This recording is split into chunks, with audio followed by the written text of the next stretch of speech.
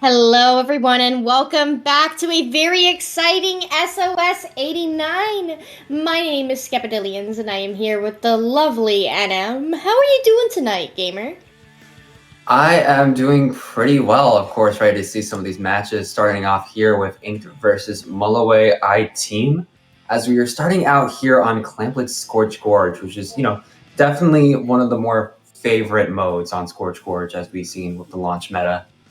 You love to see the TO pickup teams. I'm very excited to see the MullowayITeam team play, and Inked on the other side already having played 4 SOSs so far since the launch of Splatoon 3, so looking to make another deep run in whatever bracket they end up in. Already looking at the comps here, we have some solid ones. I would like to point out Inks, because you don't necessarily see a double Splatling, and even if you do, Mini is definitely not one of them. Same with Not. You definitely don't see those two if you're running the double Splatling, but it's really nice to see both of them, especially Mini, because of that Ultra Stamp. You have Deceased known in Splatoon 2 for that Nautilus, but here we go. We have Mulloway trying to break their way into mid, taking advantage of that initial pick. We see Toasty has that Bubbler going to be able to take some ground with this, given that they do have the Power Clam if they manage to get themselves some stable ground, especially on this right side with 3 specials online. Yeah, no, at this point, MullowayITeam has 4 specials, but the Range Blaster is going to go down. Same with Toasty. Third down. The machine is just plowing through all of them as it's just a splash left, as it's going to be pretty free for Ink to just push in and get the basket for free, already getting it down past 70, going to pick off Wug, and it's not looking good for MullowayITeam. They have to clap back, but they are with 2 down on the side of Ink, but not before some more clams are going to be thrown into the basket. Yeah, Mulloway having won that initial confrontation, but not able to get the ground that they needed in order to be able to push. We do see a pretty sound defense there from Mulloway, though, stopping the clams before Inks could get below 60, which is typically where the damage is done. Mark there trying to peek that left side, though, trying to keep anybody trying to push back in out. Unfortunately, 2 on that right side from Mulloway going to go down. And no, it's not going to be good on this Mulloway, as we see Fanyo is keeping a good watch of the whole map, of course, with the E-leader, which is very, very much pressure, especially in this game right now. We really need to counter for this E-leader, but we're just going to have to wait and see what people play. But as we see Fanyo keeping watch of that left side, but they're going to jump out because they know it is not looking good for them right now, as MullowayITeam has got to find a way back into mid and to get out the pressure, as Fanyo is just taking that stack along with the 2 Splatlings. Yeah, and once you get a Splatling up there, the damage that can be done on the snipe can be so punishing, which is what we see with that Blaster going down on the right side, and then Toasty trying to push their way in, but gonna get shut down by Batson here. Trying to keep those players off of snipe. Ink is having a trouble breaking in here because Mulloway's not letting them do it again. Yeah, no, but as we see, Batson takes out Wug and is just trying to keep safe in here. 2 down on the side of MullowayITeam as they're going to get another Super Clam in. Pretty sure that was 2 there as they're getting down to the 30s, and Ultra Stamp is at the ready from Batson as Min is getting out that Booyah Bomb. Only the many down on the side of the Ink. That's going to be 2 down, but they're getting in more clams. They're down to 18 at this point. They only need 6 more. They only need a couple more here as 2 down. Actually, 2 down on MullowayITeam as they just need 5 more clams, but can they get them in? Starting to get some in, getting that Ink Cloud in there. Dies to a bomb, but not before picking off Toasty. It is just the machine. Can the machine get the knockout? Because they just need 1 more clam. Not looking likely as they're going to go down. MullowayITeam has got to clap back. They got to get a knockout now in these last minute and 40 seconds, or else that's going to be GG's. And look how slow they were to break back into mid. You can see that they really focused just on that left side, and you can see the Blaster trying to set up on right, but not taking enough space that they needed to be in order to just stop Inks from pushing back in, which exactly they have. We can see Deceased on that right side, the leader Funyo doing exactly what they need to do, and that's keeping Mulloway out and stopping any of these fights before they can happen. Great teamwork from Mulloway there in order to be able to get the Nautilus and the machine here, but Wug just gonna a little bit too aggressively and gets shut down by the leader.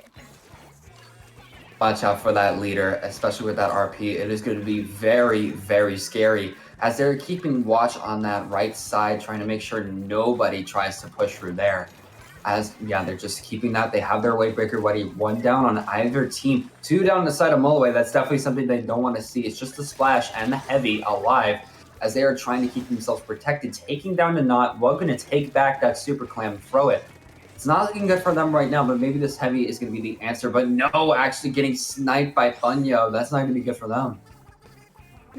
2 down, and Inked is playing to their win condition very well here. They are the ones who just need to stall out. It's Mulloway who's in a situation where they need all 4 members in order to be able to push.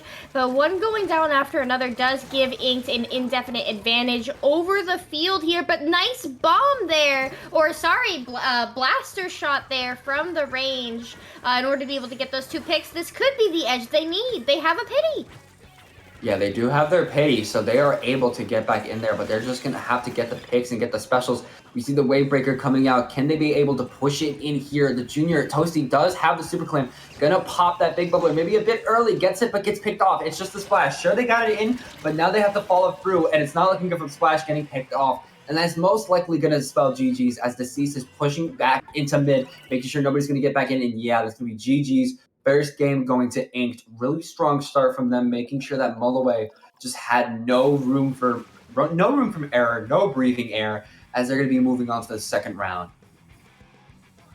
Interesting comp that they were running there, right? Not only were they running double Splatling, but they also had the leader, which then forces all the pressure onto the front line in terms of you are our entry. The Nautilus not having an entry tool because it has that point sensor, and then Mini, of course, doing many things. But once they were able to successfully break back in time and time again, and I think that's going to benefit them a lot on Mako Mart, given that those drops to enter are typically what gets you killed on defense or offense.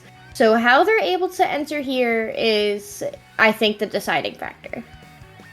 Yeah, that's definitely going to decide it. And also what's going to decide is pretty much the comps. If they get say it gets all picked off, if they don't have entry tools to get back in there and fight against MullowayITeam, then that's going to spell GG. So they gotta have good pressure. They gotta make sure that they're all playing off each other. Good specials, of course. Big Bubbler is going to be pretty strong here, as it usually is, being that supportive special balling off opponents.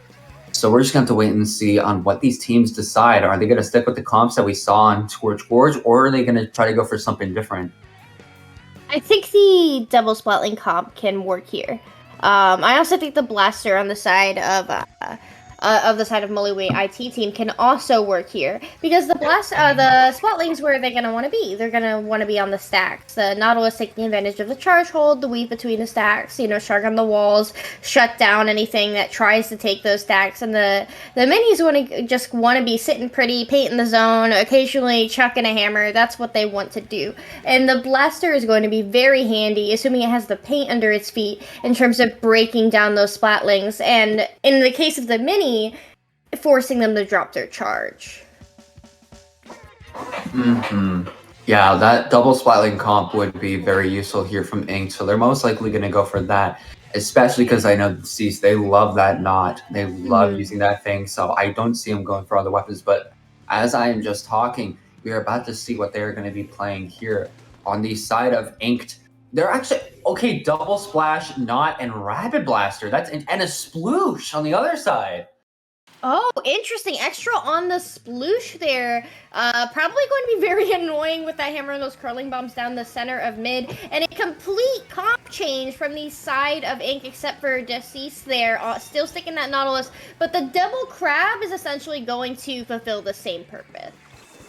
Yeah, we have seen Splash and the double crab be very prolific lately. Of course, just being really good pressure tools and murder tools too. But as I say that, the sploosh fed a little too far, as Bastion gets a pick on them. Going to get that triple ink strike on the zone, trying to paint it. As they're getting walled out by that wave breaker, making sure that they don't get picked off by that. As we see the flinks on the left side trying to keep watch, as one of the splashes is just sticking on that left stack, trying to see where anybody is. It's going to be 2 down on the side of Mulloway. 3 down. It is just their splash left alive. As we see, I'm sorry, the sploosh, I am blind, as they get a pick using that ultra stamp to further just prove that they are not going down quite easily. But it's not looking good right now, as they're going to get picked off. And that is going to be the zone actually staying for Mulloway, as Batson is just trying to get away back in. Yeah, but that stimulus from that stamp was exactly what MullowayITeam team needed. Because at that moment, Inked had to focus on the stamp and not on prepping for Mulloway's re-entry. Here we go. Funyo getting shut down by Extra with that sploosh, doing some serious damage. 2 down on the side of Ink, and they are both on that right side. No, as we see here, what Mulloway is doing is just keeping up the pressure. The sploosh is a great contender for that, but we also got, of course, Flings the Roller with those 10 missiles. We got the Heavy being good pressure too, and the Junior's gonna have that big bubble. As the sploosh is just trying to keep a watch of this drop, making sure nobody tries to peek it. As a triple ink strike is asking to try to ink it out. As we see 2 down on the side of Mulloway, they're trying to get some picks. Gets the pick on Batson, actually trying to go for the splash here. Can they get it? Yes, they can, and a wipeout. This sploosh is wiping the floor with ink. Absolutely pop off gamer, continuously chucking those curling bombs on Snipe, now having rotated to the right side because they know they were going to be watched on that left. We have Mark on that side, another pick, 2 down, 3 down on the side of Inked. As Mulloway comes clapping back from that Scorch Gorge game, saying, hey, clams just may not be it for us, but watch out. Game 3, you were not taking this set so easily. Yeah, no, as we saw there, that sploosh was just a force to be reckoned with, getting the picks, getting the pressure, getting curling bombs out, using curling bombs in the spawn to try to say like, oh, I might be going here. You think I'm just going to be a regular sploosh and just go here, but I'm not.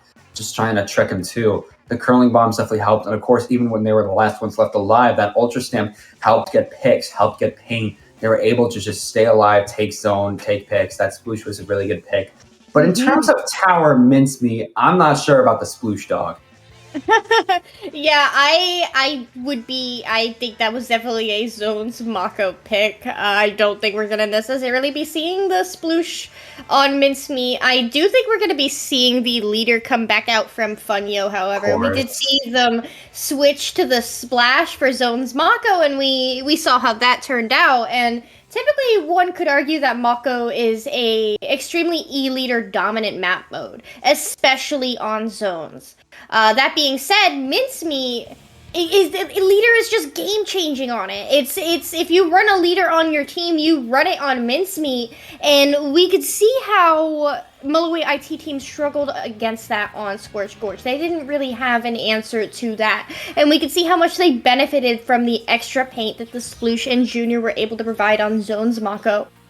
They simply put, they outpainted a double splash comp. That being said, the leaders coming out, it's going to get picks. How do you deal with it? I think that determines who wins this next game and who wins the set.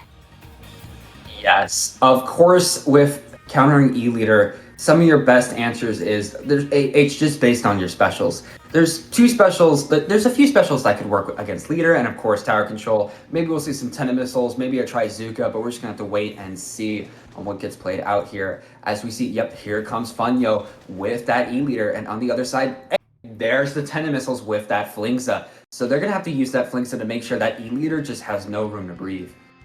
An interesting adjustment that I see here is Minuano there on that slosher. We have not seen that come out so far this set. I think that the hitbox is something that's going to benefit that here, especially on the grates, because you can slosh at the tower and you can also slosh at whatever is underneath that, and we can see that's exactly what's going on between Minuano, Extral, and Toasty as they try and clear that left stack.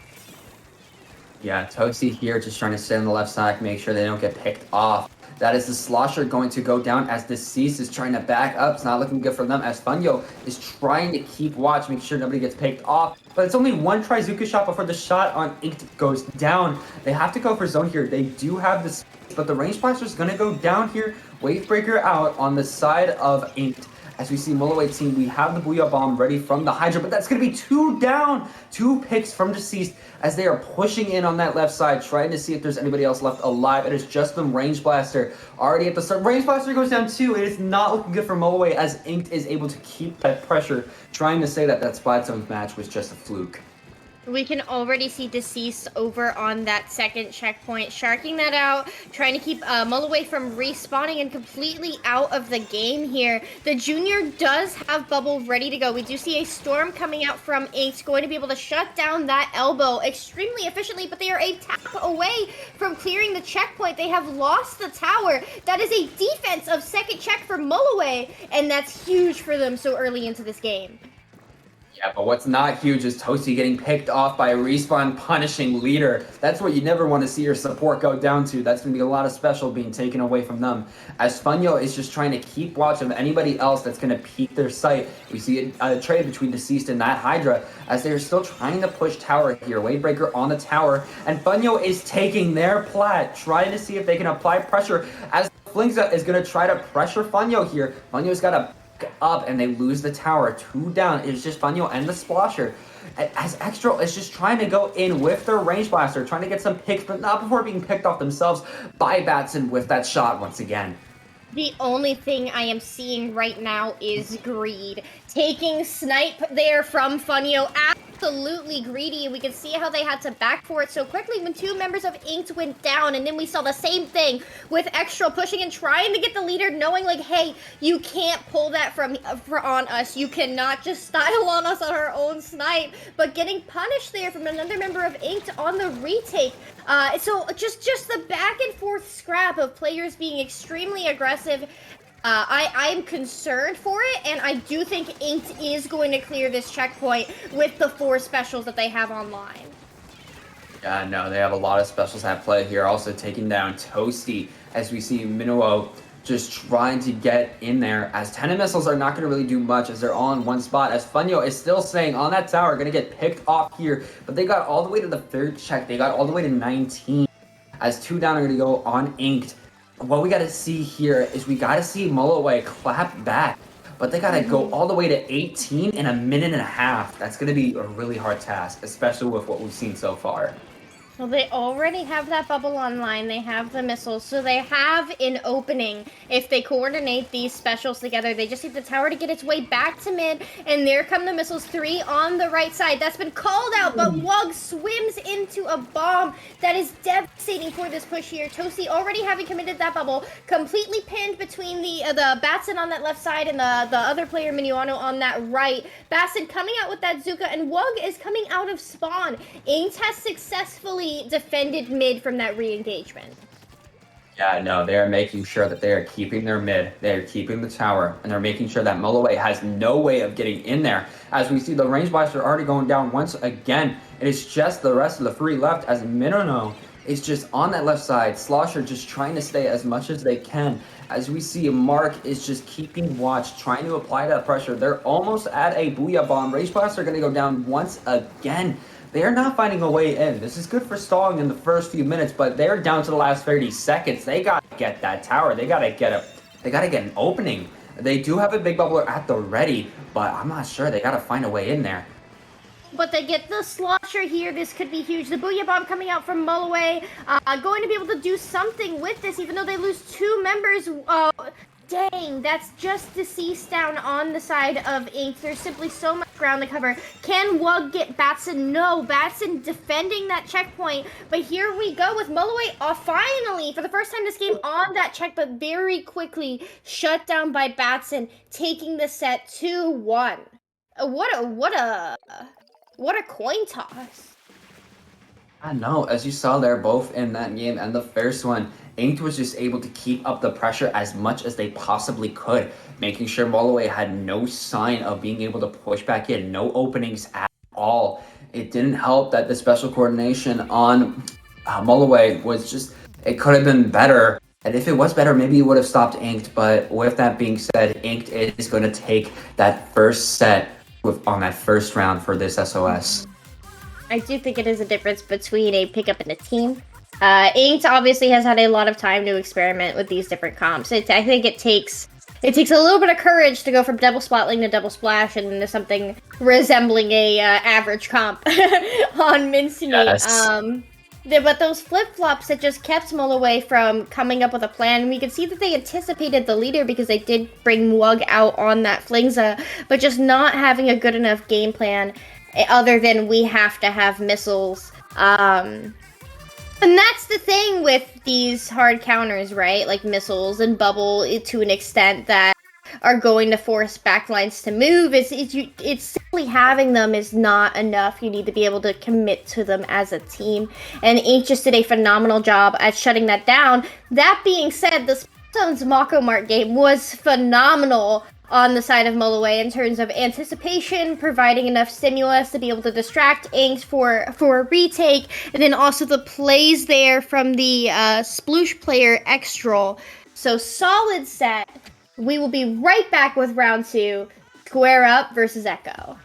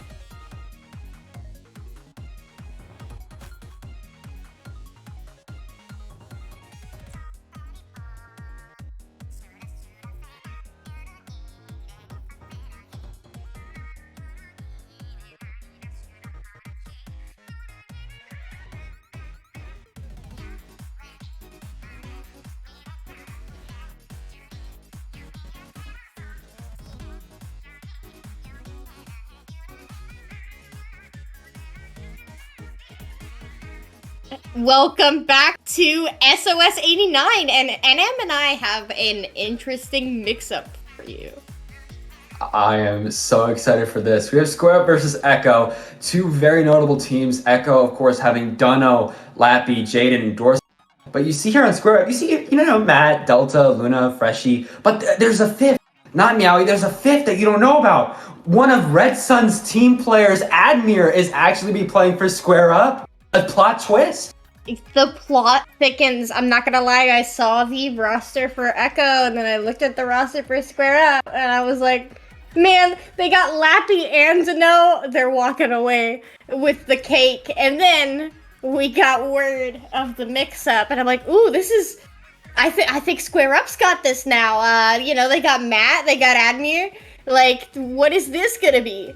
I am honestly, this is a very exciting group stage set just because of the players that are involved. Every single one of these players on both of these teams have been playing competitive Splatoon for a hot minute. So what each of these players brings to the table and what they have learned so far in Splatoon 3, I'm excited for this. Genuinely. Like, this is gonna be a good one. Oh yeah, no, I'm excited to see this. Originally, we thought that Admir was going to be on Echo, so we were just like, okay, that's a sweep. But the fact that they're on Square Up, this makes for some interesting gameplay, as we are already going to see the team comps here on Rainmaker Mahi. What do we got? On the side of Echo, we got Splash, Gal, Machine, Charger. But on the side of Square Up, we got the double machine, double flash. It's so toxic, bro. Oh my god. All right. If Square Up wins this, they did it dirty. Yeah. Come on, man. It was going to be interesting. And then we get the double machine, double splash, 3 down on Echo. It is just the Gal as it is white bounce. And they're going to get that first check. My mouth is actually on the floor.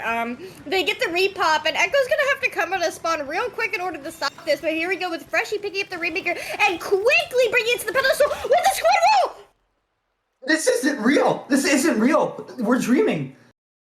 There are times right now where I wish SOS commentators had face cams, and this is one of those moments because, you know, as a commentator, NM, you ever have those sets where you physically react to something?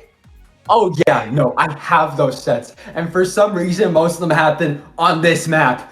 I don't know, like people just bring their A game on Mahi Mahi for some reason.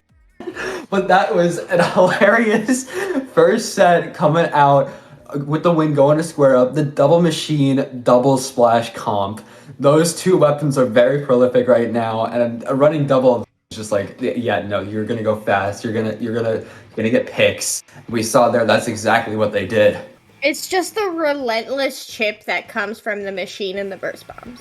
Yeah. And the amount of paint. Like, Splash people think of it as a Slayer, right? But, I mean, like, when you're playing it in that comp, you're playing it for paint. You're paying it to throw funny burst bomb. You're playing for a funny hot chip. And, like... you could see Echo painting the Rainmaker's feet. I believe it was Freshie with the fish at the end there, and painting their feet, and then they squid roll and land on the pedestal, and the pedestal's painted. It was perfect. It was beautiful. It was coordinated. It was cheeky. It was toxic. It was the entire dictionary, you could say. But yeah. It's not going to be any better, because if they push that crazy on Mahi, imagine Hammerhead. But you can't on Hammerhead, right? Because in the brevity of expose that we had there, for that very, very short game, we did see briefly that Lappy was on their signature charger. So can you push into that on Hammerhead with that comp? Is Square Up going to stick to the funny double meta comp, ha ha ha, or are they gonna bring something else out that's going to be able to deal with that charger? Are they going to need to deal with that charger? I'm not sure. Honestly, they do have some good stuff to deal with it anyways with their specials. Crab Tank, I feel like it might play, like a lot of people say it's aggressive, but I feel like it could help with supportive because it's just a good pressure tool to keep people out of locations. But as we see here, we have the double splash coming out, and oh my god, it's back. It's back. Well, Lappy on Splash? Am I hallucinating? No, I simply must be mistaken about Lappy's weapon pool. That's my bad. But we do see Echo bringing out the double splash in that Zuka. What that Zuka is going to do into this comp, I think that Zuka has to be pretty defining, but very quickly we're going to lose that shot player, followed by the charger. It is Splash, double splash versus double splash machine, and Echo losing one player in that matchup as the other one is forced to pop Crab. Yeah, as we see in there, they're keeping up the pressure, but that's both of the splashes down. It is just the machine. As Admir is going to get pushed out too. It is just Matt left alive, and they get picked off too for a delayed wipe coming out from Echo. Going to try to take back space in mid as Freshie and Delta with their splashes are going to try to push back up, trying to get paint I feel like Splash, one of them going down, but I feel like Splash right now can play, just like you say, it's supportive. It's like more of a Slayer support right now, I feel like. But as we see here, Lappy going on that left side, trying to be a little bit sneaky, got the burst bombs, trying to see if they can get any in. They almost have a crab tank, so they might want to pressure with that a little bit, as they are about to do here. And here comes the crab getting both of those machines. It's just the splashes on the right side of the map. They have 17 clams. This could be some damage. 2 players down on the side of Square Up. As we just see the crab stuck with a clam there. Does get the dunk. That is a lead. It is a small one nonetheless, because Echo no longer has any clams in the right hands in order to be able to dunk them here. Lappy trying to get the pick on Delta does fail that, but Jaden is going to shark this out. How huge could this be? Can they get out of here? Yes, the answer is yes, but they are called out and going to have to disengage. But can they get another one on the way out? Yes, gonna get Delta. Huge play there from Jaden. Between the first and second match, Echo just woke up. They are breathing and they're like, okay, double machine, double splash. All right, bet we are going in. We are trying to get picks, but not before the charge are going to be taken down. Same with one of the splashes lapping down. It's just Jaden, as they are just going to jump out, giving Square Up free space to paint mid, get positioning, get map control, and try to push objective here, as Freshie is trying to see what they can find along with Admir. They're almost at a crab tank. I hear some Booyah Bombs coming out. Is that 2 Booyah Bombs or just 1? That is 2 of them, but doesn't get any picks. As we said, Dano go down, Jaden go down from Freshie, but not before getting crab tank canceled. It is just the charger here, and it's not looking good. Admir gonna take them out. They need clams right now in order to get that basket open, which they do. Only have 3 follow-up clams. That is not enough to take the lead. They have 1 left. We see that one of the splash players picks up 3 clams, but are they going to be able to make it to that basket in time? And the answer is a definitive no. Echo has managed to break their way back into mid off of that failed push from Square Up. What are they going to do with that here? Because we can see Lappy has all of those clams. No, Lappy has a good amount of clams here. Keeping a watch at Mir, making sure that they don't try to play anything sneaky. As we see the charger has an ink vac ready. We see Echo actually has 3 specials ready, and it's time for the special push, as we're seeing all the specials being brought out here. We see the ink vac protecting the crab tank, trying to make sure that they don't get picked out from behind, as it's not looking good. Actually, as it gets flipped on their head, that is a full wipeout on the side of Echo. Square Up once again having that space, having that positioning in order to push up here, as the Booyah Bomb is going to come out from Admir and from Mac, as Freshie almost has enough. 2 of them actually almost have enough for a super, as they're going to put it in here and get the lead. Legitimately, how did Lappy live through that? Through Booyah Bomb, through splash damage from the machine, and then to be able to get picks on the way out. We do see Matt trying to push up, but very quickly going to be shut down by the remaining members of Echo. Can they break back into mid and hold it this time? Because last time they had all that special pressure and it simply dissolved. They almost have the clams that they need to push that. Zuka comes out. It's going to try and create an opening. Has 1 shot left, and that shot does not find a pick. So they are going to need to find another way to break in here. Yeah, no, they're just going to have to find another way in, as Dano is going to try to back out. Gets that super clam, trying to push up, but they're the last one that's left alive. They gotta get out of there. They gotta get out of there. As we see, Square Up getting that positioning once again, getting mid once again. We are down to the last 30 seconds here, so Echo has got to clap back with an answer for Square Up's just constant aggression, constant picks. But can they get it? As we see 2 super clams on the side of Square Up. The Trizuka gonna try to come out, see if they can get any picks, but doesn't look likely. They have both their Booyah Bombs at the ready, making sure that once those last few seconds come into play, they have the Booyah Bombs to just keep pressure, as Admir is trying to take a fight with Dano, but gets picked off. 2 on that right side, we see Lappy and Dano trying to push up here. The crab tank coming out, Dano trying to push up. Can they be able to get any picks here? As we see, the splash on the left is actually going to go down. It is 1 down on the side of Square Up, as they're trying to push in. Seeing Admir trying to get the pick. Gets the pick on 1, gets the pick on 2. It is just 1 left alive. It is just that charger dorsal, as it is a full wipeout on the side of Echo. That is pretty much going to spell GG. I am in pain. I am in physical distress.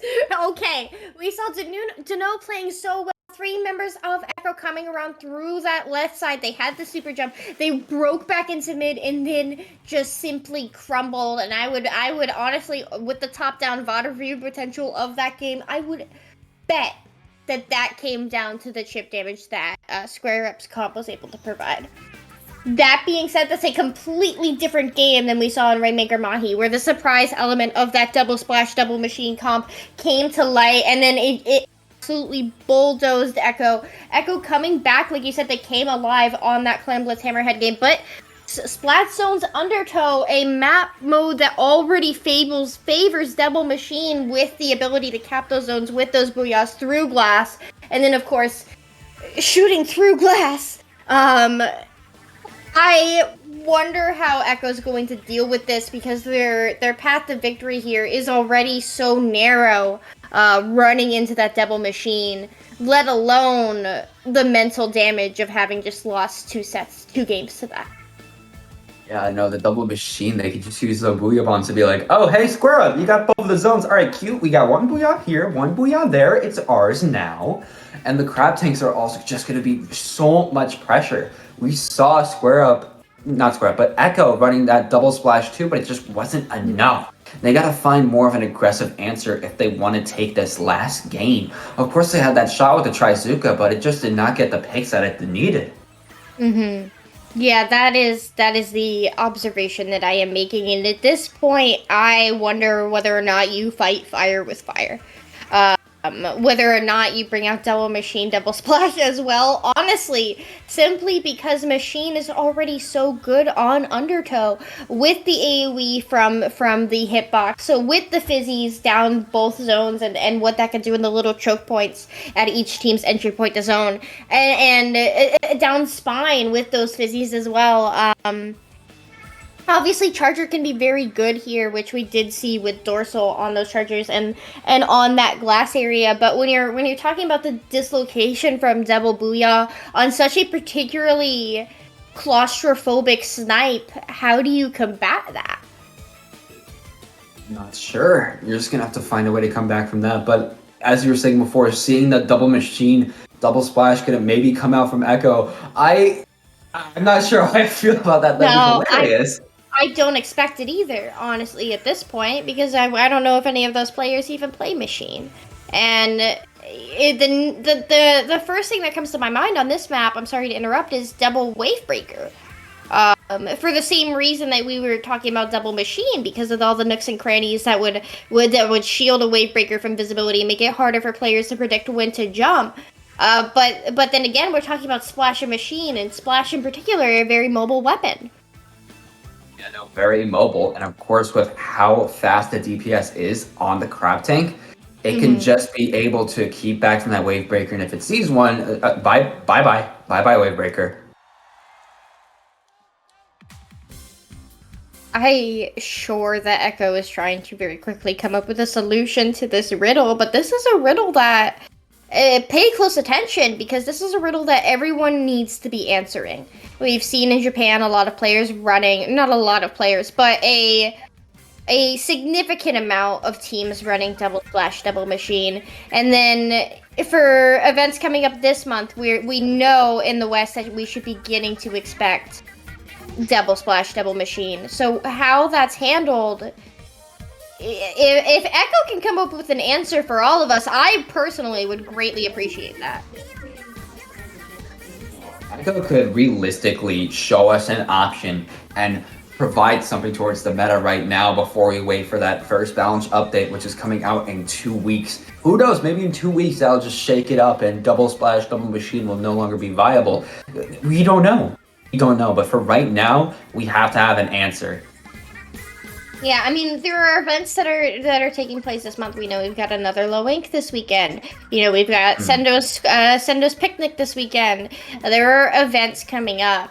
And while personally I don't see a world where we don't get the first patch note of Splatoon 3 where there are at least some changes to Machine and Splash, because if it's become this prevalent, you know, it's going to be addressed in some manner. But that being said, we have events to win these next couple of weeks. And figuring out how to deal with this run it down chip damage comp is something that we all need to be looking at. And I think personally that it just comes down to paint and letting them feed into you, but then there's a fine line between letting them feed into you and letting them rush you down. Yeah, no, you definitely don't want the other team rushing you down because if if it's gonna be that aggressive, that's just gonna be really hard to deal with.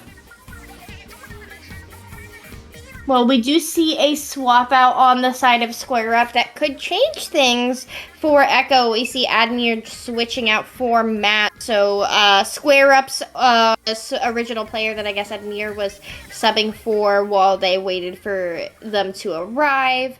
But here we go. The actual roster of Square Up in its entirety, minus Meowie, against Echo. Beautiful, as all things should be with their matching clan tags. But as we see here on the side of Square Up, of course, not going to use that double splash double machine anymore, switching it out for a splat charger. It's no longer double splash double machine, as again, Admir is going to be switched out for Matt. And on the side of Echo, we still have the double splash. We see the Slosher going to have those triple ink strikes.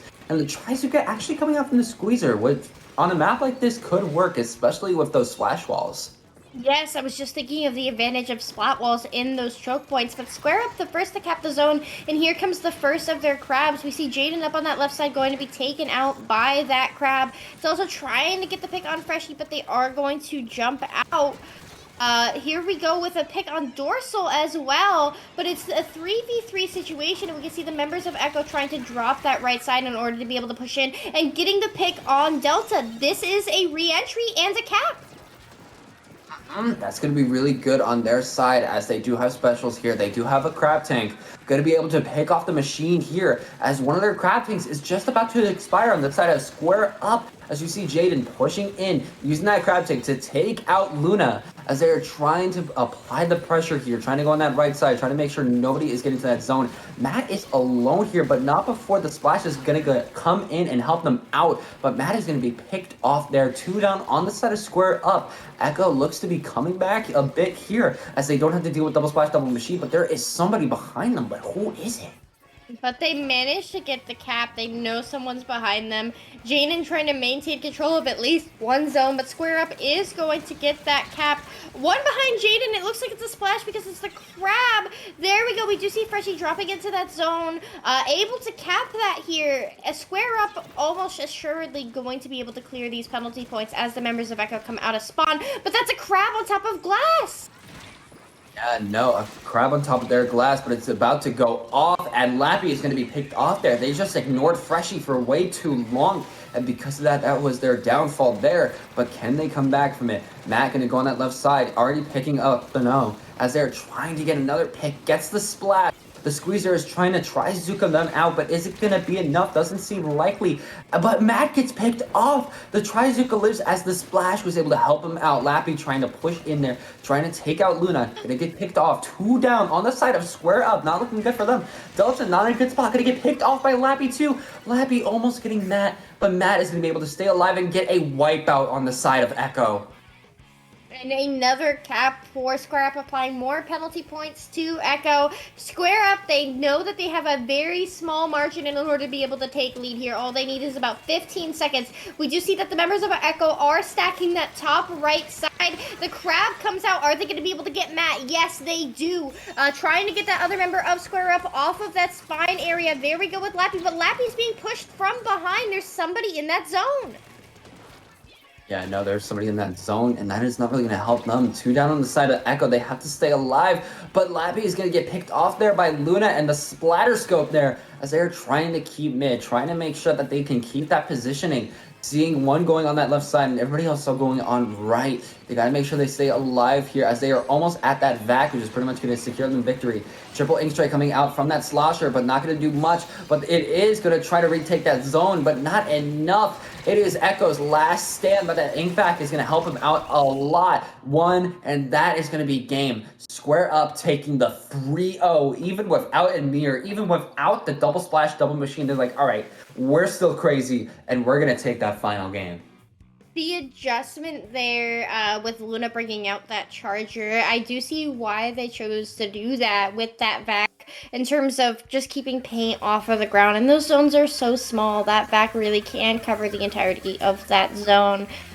You know, showing that, hey, like, we are a team in our own right. Just because we're swapping out players doesn't mean that you're going to be able to cakewalk the third game. And then they held their grounds very solidly and firmly at that. But Echo taking on the challenge, we did see bright moments there. I really liked watching Jano on Hammerhead Bridge using those players to really block line of sight and strafe around them. So GG's to both of these teams. It was as exciting of a set as I thought it was going to be, and we did see a lot of what one would expect to see from a Splatoon 3 competitive map. So, you know, a lot of splash, a lot of machine, a charger here or there. But of course, with that being said, that is going to be the end of Groups Round 2. But make sure to stick around, as next up is going to be Cyclone versus Seki's Naga for Round 3. I hope I didn't butcher that.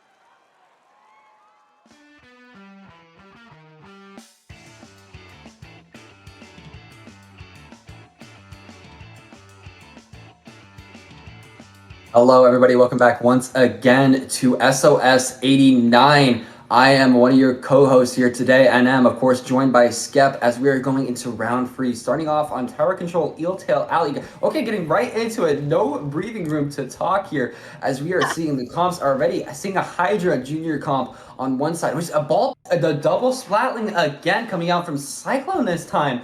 Seeing the Splatlings, Ballpoint, and Mini alongside a Tetra too. This is interesting.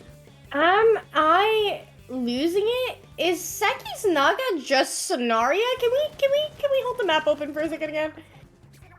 That is literally just Sonaria. What is going on? What? Is that the wrong team? Oh, that is my... I mean, they're going by a different name, I guess. I don't know why you would, or maybe they rebranded, but yeah. For those who don't know, Sonaria plays SOS quite a bit, and they're pretty good at the game. And they are currently going by Seki's Naga. So, and of course, seeing those Hydras already come out with the Booyah Bomb. They're already applying good pressure here. The Junior actually getting a pick on Humo there, but a good snipe from the Ultra Stamp, taking out that Hydra, as the machine is already pushing that tower, getting that first check, as the Tetris are trying to find a way in. That big bubbler keeping them a bit out, but they got that Reach Fire at the ready. So if they have to sacrifice themselves, they are ready to do so. There they go, about to break that second checkpoint as well, but they are 2 down. It is a 2-2 situation with the Hydra on tower. They are the last squid standing, but they have that, they had that Booyah Bomb ready for a panic pop, but regardless, a fantastic initial push there from Sonaria. Really good from them to start off with, getting it down to 30, getting it down to the start of that last check. But there is a good amount of time for that random team to be able to go in and try to get some picks here. Humo getting that bridge 2 down the side of Sonaria, as the big bubbler is going to come out from the Junior, going to be able to take space and keep them alive for a little bit longer. As the Tetris are trying to push in, the Junior is down, but same with the Tetris, as the first check is going to go towards that random team. As we see the Mini trying to push up on the Gal here, going to get the pick. Yes, they can. That is Eimer going down. as the mini is just trying to get as much as they can, but not even the splash wall can save them from that Hydra. Yeah, Manawi doing a fantastic job of stopping this tower at that second checkpoint, because that is where things start to snowball. But speaking of snowballs, here we go with that random team on that tower. Sonaria checking the Booyah Bomb in order to be able to try and stall this out.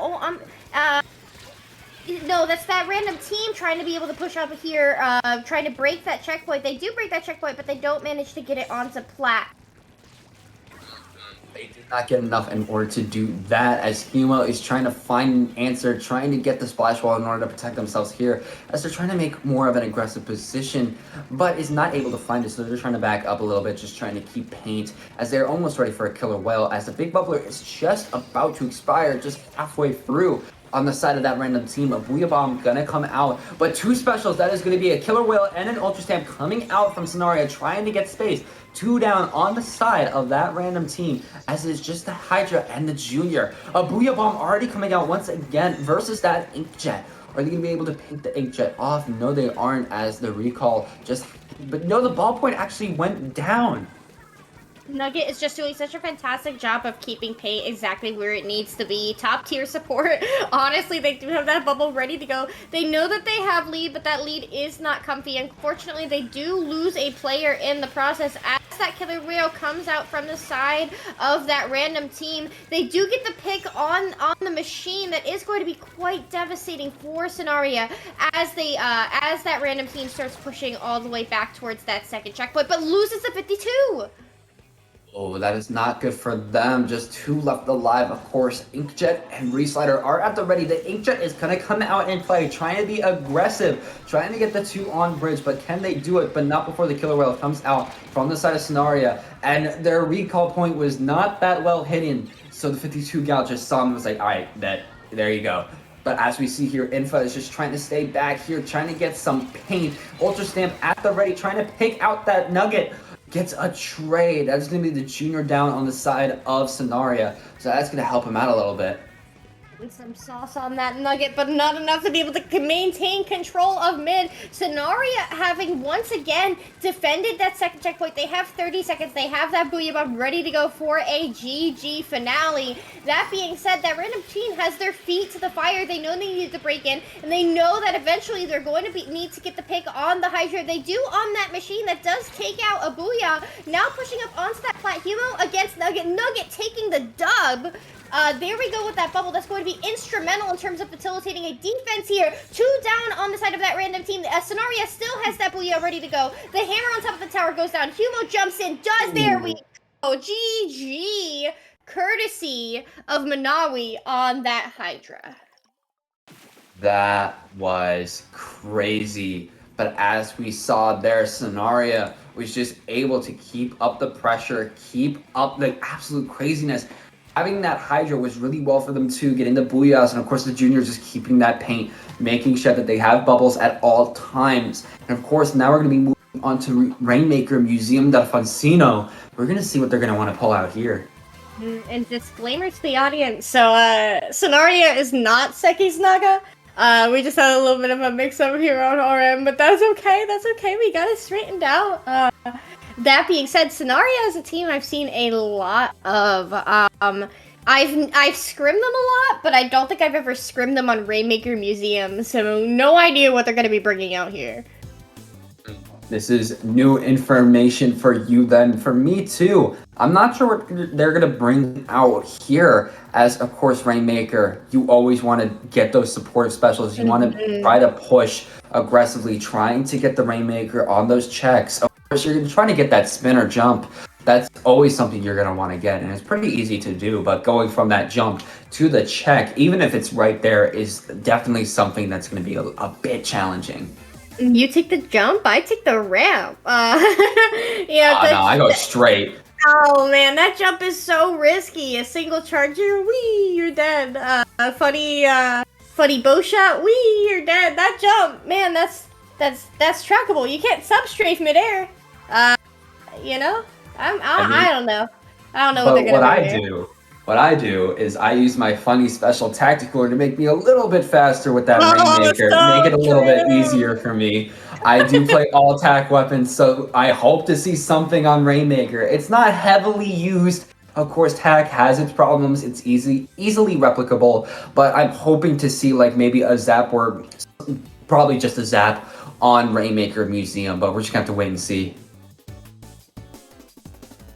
Rainmaker Museum, a map that definitely changed a lot between Splatoon 1 and 3, but I know a lot of people were really looking forward to it.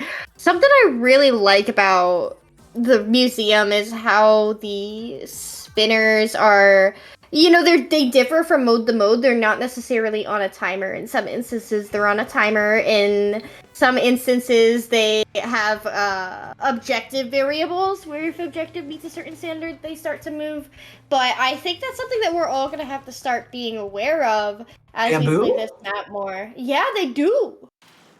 Oh, that is something interesting coming out from the side of that random team. Bamboo, you don't normally see those, but of course, maybe they're playing it to get prepared for that brand new cooler charger, maybe. I have been seeing a suspicious number of bamboos lately. That being said, I think Wind is playing it for the killer whale because we saw how early that one came out. Yeah, no. Win is able to just try to keep paint with that bamboo. As if again, three with the ultra stamp. What? That's that hurts. Humo coming in for the dog, but oh my god, a couple men missing the paint on the pedestal 3 times. Here we go with Wind pushing up with that bamboo, but there's a Hydra above them. That whale comes out from Sonaria. They know that they need to clear the lice out of their hair. That is that random team. Here we go with Kiara trying to push up the Rainmaker. Does get it to 36 remaining, but Sonaria quickly goes 2 down. It's realistically just Ymir out of spawn.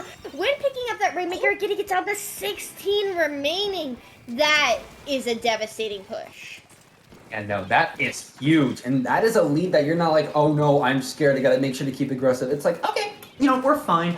But we do have a lot of time left on that clock. So we gotta keep that pressure, especially with Kyra going down right there. As the shot is just trying to keep paint. They almost have their Trizuka and is trying to make their way back into mid, trying to see if they can get any picks. The Trizuka coming out, trying to see if they can get anybody. He almost takes Win. Win just casually just dodging them left and right, keeping alive as Humo has their Trizuka the ready too.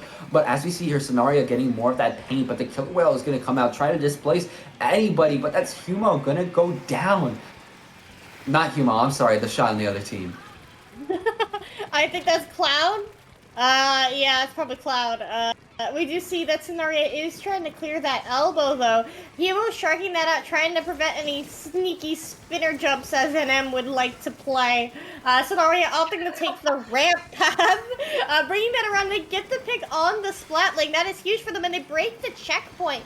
But are they going to be able to snowball off of this? And the answer is a definitive no, because that is a wipe from that random team onto Sonaria, as they are going to be able to take back control of mid.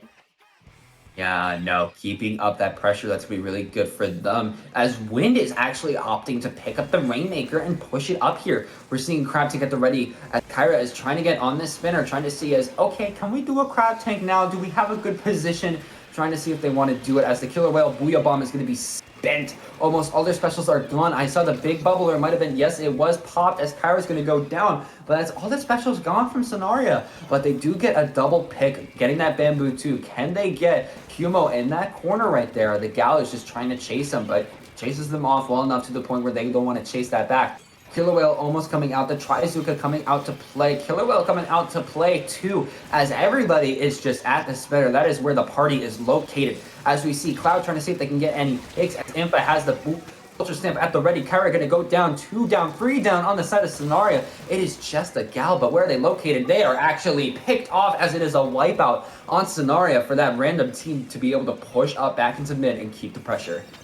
I cannot believe how well Impa is using this mini, given that this is a weapon that we looked at and thought, oh, it's bad because it has stamp literally 3 weeks ago, but here we go. We see Impa was showing what that stamp can do time and time again, and I also have to wonder how much of this advantage that random team has is based off of that bamboo with that killer whale on Rainmaker, because of how much, it just, once again, it all comes back to chip.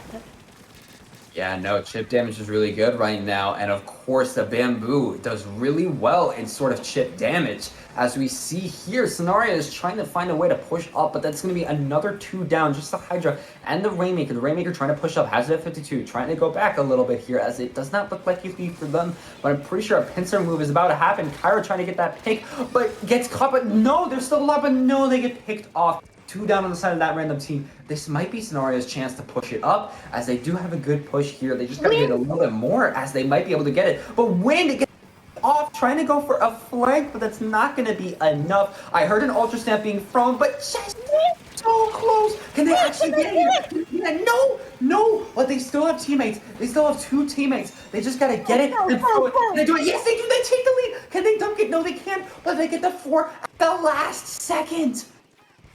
All they need to do is defend. All they need to do is not throw. Oh my god. That random team has control of the Rainmaker. They also have control of mid. That is very pivotal because they're going to have to close a large amount of space in a very small amount of time. The Crab comes out from the splash, putting a lot of pressure on that mid. Splat. Sonaria is 2 down. This could be huge for that random team, but they do lose a member in the process. That Hydra is going to be what either does or does not keep them out of Plat. The Bleed Bomb nearly getting the pick on Wind, but he moves like the wind. But we see... Oh, the shot comes around and flakes the fish and gets the pick, bringing an end to overtime. And Sonaria taking the set in with a 2-0, but that random team has one more game at a chance of redemption moving forward. Yeah, no, as we saw there, Sonaria was just able with that last push to be able to just push it just enough to be able to get that lead. Just getting that lead last second too is just super impressive, especially with how it was going for them at the start and in the middle. They just kept getting picked off, but they're like, all right, we just kept going for push after push, but this push is the push. But as we see, the last match here is going to be Clamlet Sturgeon Shipyard, basically the battle for the spinner. Oh my gosh, Clam Blitz Surgeon, a map mode that we stopped playing in Splatoon 2, and now we're playing again in Splatoon 3 because things are different. We have different kits, we have different specials, we have, woo, let's go! I love seeing what was going to be considered bad in Splatoon 2 versus what is going to be considered good in Splatoon 3. Such a fascinating concept to me, and I think Clam Blitz Surgeon is going to be one of those. I am curious about the efficacy of the bamboo here, because I do think that bamboo brought a lot to the table, but that being said, you're going to have a lot of longer sight lines that are going to benefit Manawi, who is the Hydra player on the side of Sonaria. Perhaps a longer range charger might come out, but then it is clams, but also, you know, we got Funny Squid Roll now. Curious indeed. Yeah, no. Surgeon Shipyard is definitely a map where you're going to see some certain weapons. We might see some more backline heavy.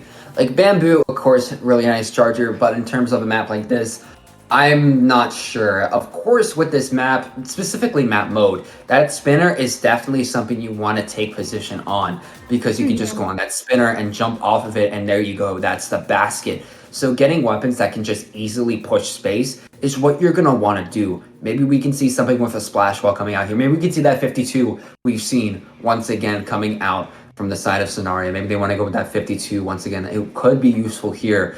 Or maybe we could see a squeezer. Not sure, but definitely 52 is going to be a prime pick. Yeah, 52 is solid. I personally would love to see Squeezer because I love Squeezer, but I don't expect Squeezer.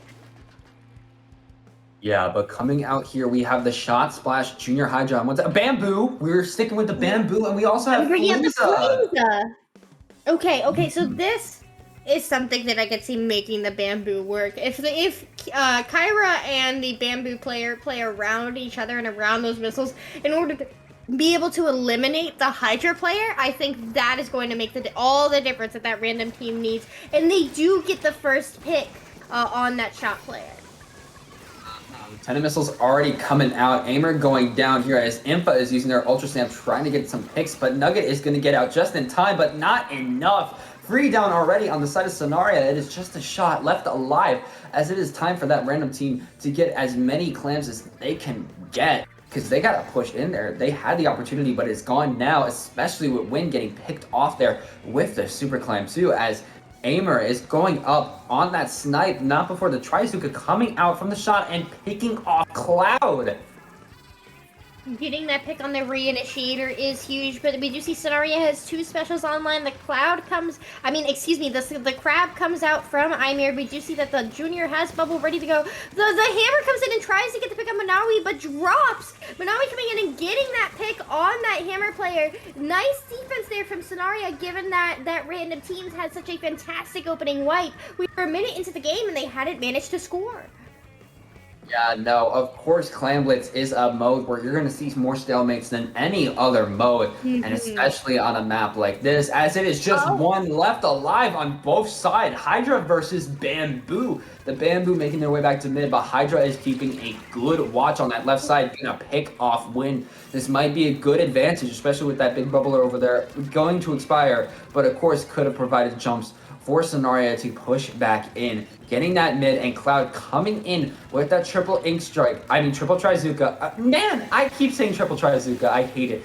But as we see here, the Booyah Bomb, I remember a tournament I was commentating, I kept saying that instead of regular Trizuka. But as we see here, Sonaria is trying to push in. They do have a super clamp, and Wind is down. No more Bamboo gameplay. As we see, the Hydra is actually solo missile. Not good for them, especially with how slow their weapon is. As this crab tank is just being bullied by Humo here, trying to get a pick on them. But Humo gets picked off thanks to their buddies with that big bubbler as they finally broke. Oh my god, they're going to town on that clam basket. You have to wonder how much of the crab stopping timing is deliberate, because you know as soon as you drop crab, you're going to be able to throw a couple burst bombs. That being said, Sonaria does get 2 more clams into the basket, but they are not able to follow it up. 44 remaining is a fantastic initial push, given that we are 2.5 minutes into this game, halfway through this game, and that is the first and only push that we have seen from either team. Yeah, no, as we see Cloud just staying in mid, trying to see if they can get anything, giving some clams to their teammates. As we see, the Flinks that does have a super clam, gonna pick out those missiles, trying to get out the opponents on Sonaria to make sure that they are not in, advantageous situations, as the crab tank is on that spinner, trying to make sure that nobody's peeking. As the Hydra's going to go down, Mini's going to go down. Who else is going to go down here? Nugget is almost down, but they're keeping their ground, keeping that big bubbler, as Wind is going to get out that killer whale with their Bamboo, trying to see if they can get a chip damage combo, but can they get it? No, they can't. Going down from the Junior, but the Tenon missiles aren't going to do Nugget any favor as it pushes them back well enough. Same with this Hydra, just keeping that snipe, making sure that they can get in there. Love how they're juggling the clams to each other just to hold them. It's not necessarily the push that's going to keep that random team back, but the threat of a push. And with those double power clams, even though they've marked themselves as targets, that's still going to keep that random team on defense. It is a 3v3 situation with both teams losing players. Either team, honestly, like if Sonaria does not need to push in here, it is that random team that does, and they need to deal with the crowd, but they just keep dropping members. They can't get back in the mid. Yeah, no, the crab tank just being very good at pushing them out. Of course, Sonaria having 2 super clams, but they actually almost have 3 with that splash too. That is very, very scary. You don't want to see that, especially since Sonaria is trying to push for that spinner. Of course, a good spot to go to. The splash is going to go down, so no threat of a triple. As we see the Trizuka going out, trying to get that Flinks that doesn't get that pick. As Kyra is just sitting on snipe, trying to get as much pain as possible because they need those missiles. They need that displacement. Do they have a pity, though? They got to make sure they have a pity so they can be able to push back in there. But as we see, the Junior's going to go down. No more Junior, as the Fligza is just trying to get paint on that right side, trying to get that advantage. As we see Humo on the left, trying to see if they can get any picks, getting those free clams. They have to build something here. They have to build something here. One, and that is actually game. They did not have a pity, and it wasn't enough for them to build a pity to, as Sonaria is just going to sweep it for a triple win. The game that ended before we felt it should. Sonaria taking the final game of the set in a very clean 3-0. Hopefully moving on the great white for them. I do not know. Let me take a look. No, but as we saw there, Sonaria they just had the pressure. They were just making sure that nobody was going to be able to push them. And even when They had their backs against the walls in that second game. They just had that really good push that was able to get them back in, that good pressure, those good picks. They just had that good synergy. That's what was able to get them to the win there. It's Twilight's Cruzada moving on from this group. A opponent that both of these teams had to face to Great White. So Sonaria moving on to Hammerhead, and that random team moving on to Mako. So they still have brackets to win tonight, but GG's to both of these teams. Really, honestly, that Rainmaker Museum game had me on the edge of my seat, NM. Oh, yeah, no. That was honestly insane coming out from both teams. That was so insane. I don't know, I keep saying that, but it was. Yeah, it was a good game, and I know that these gamers need a little bit of their break before moving on to their brackets, as do we. So that being said, NM and I will be right back with Great White.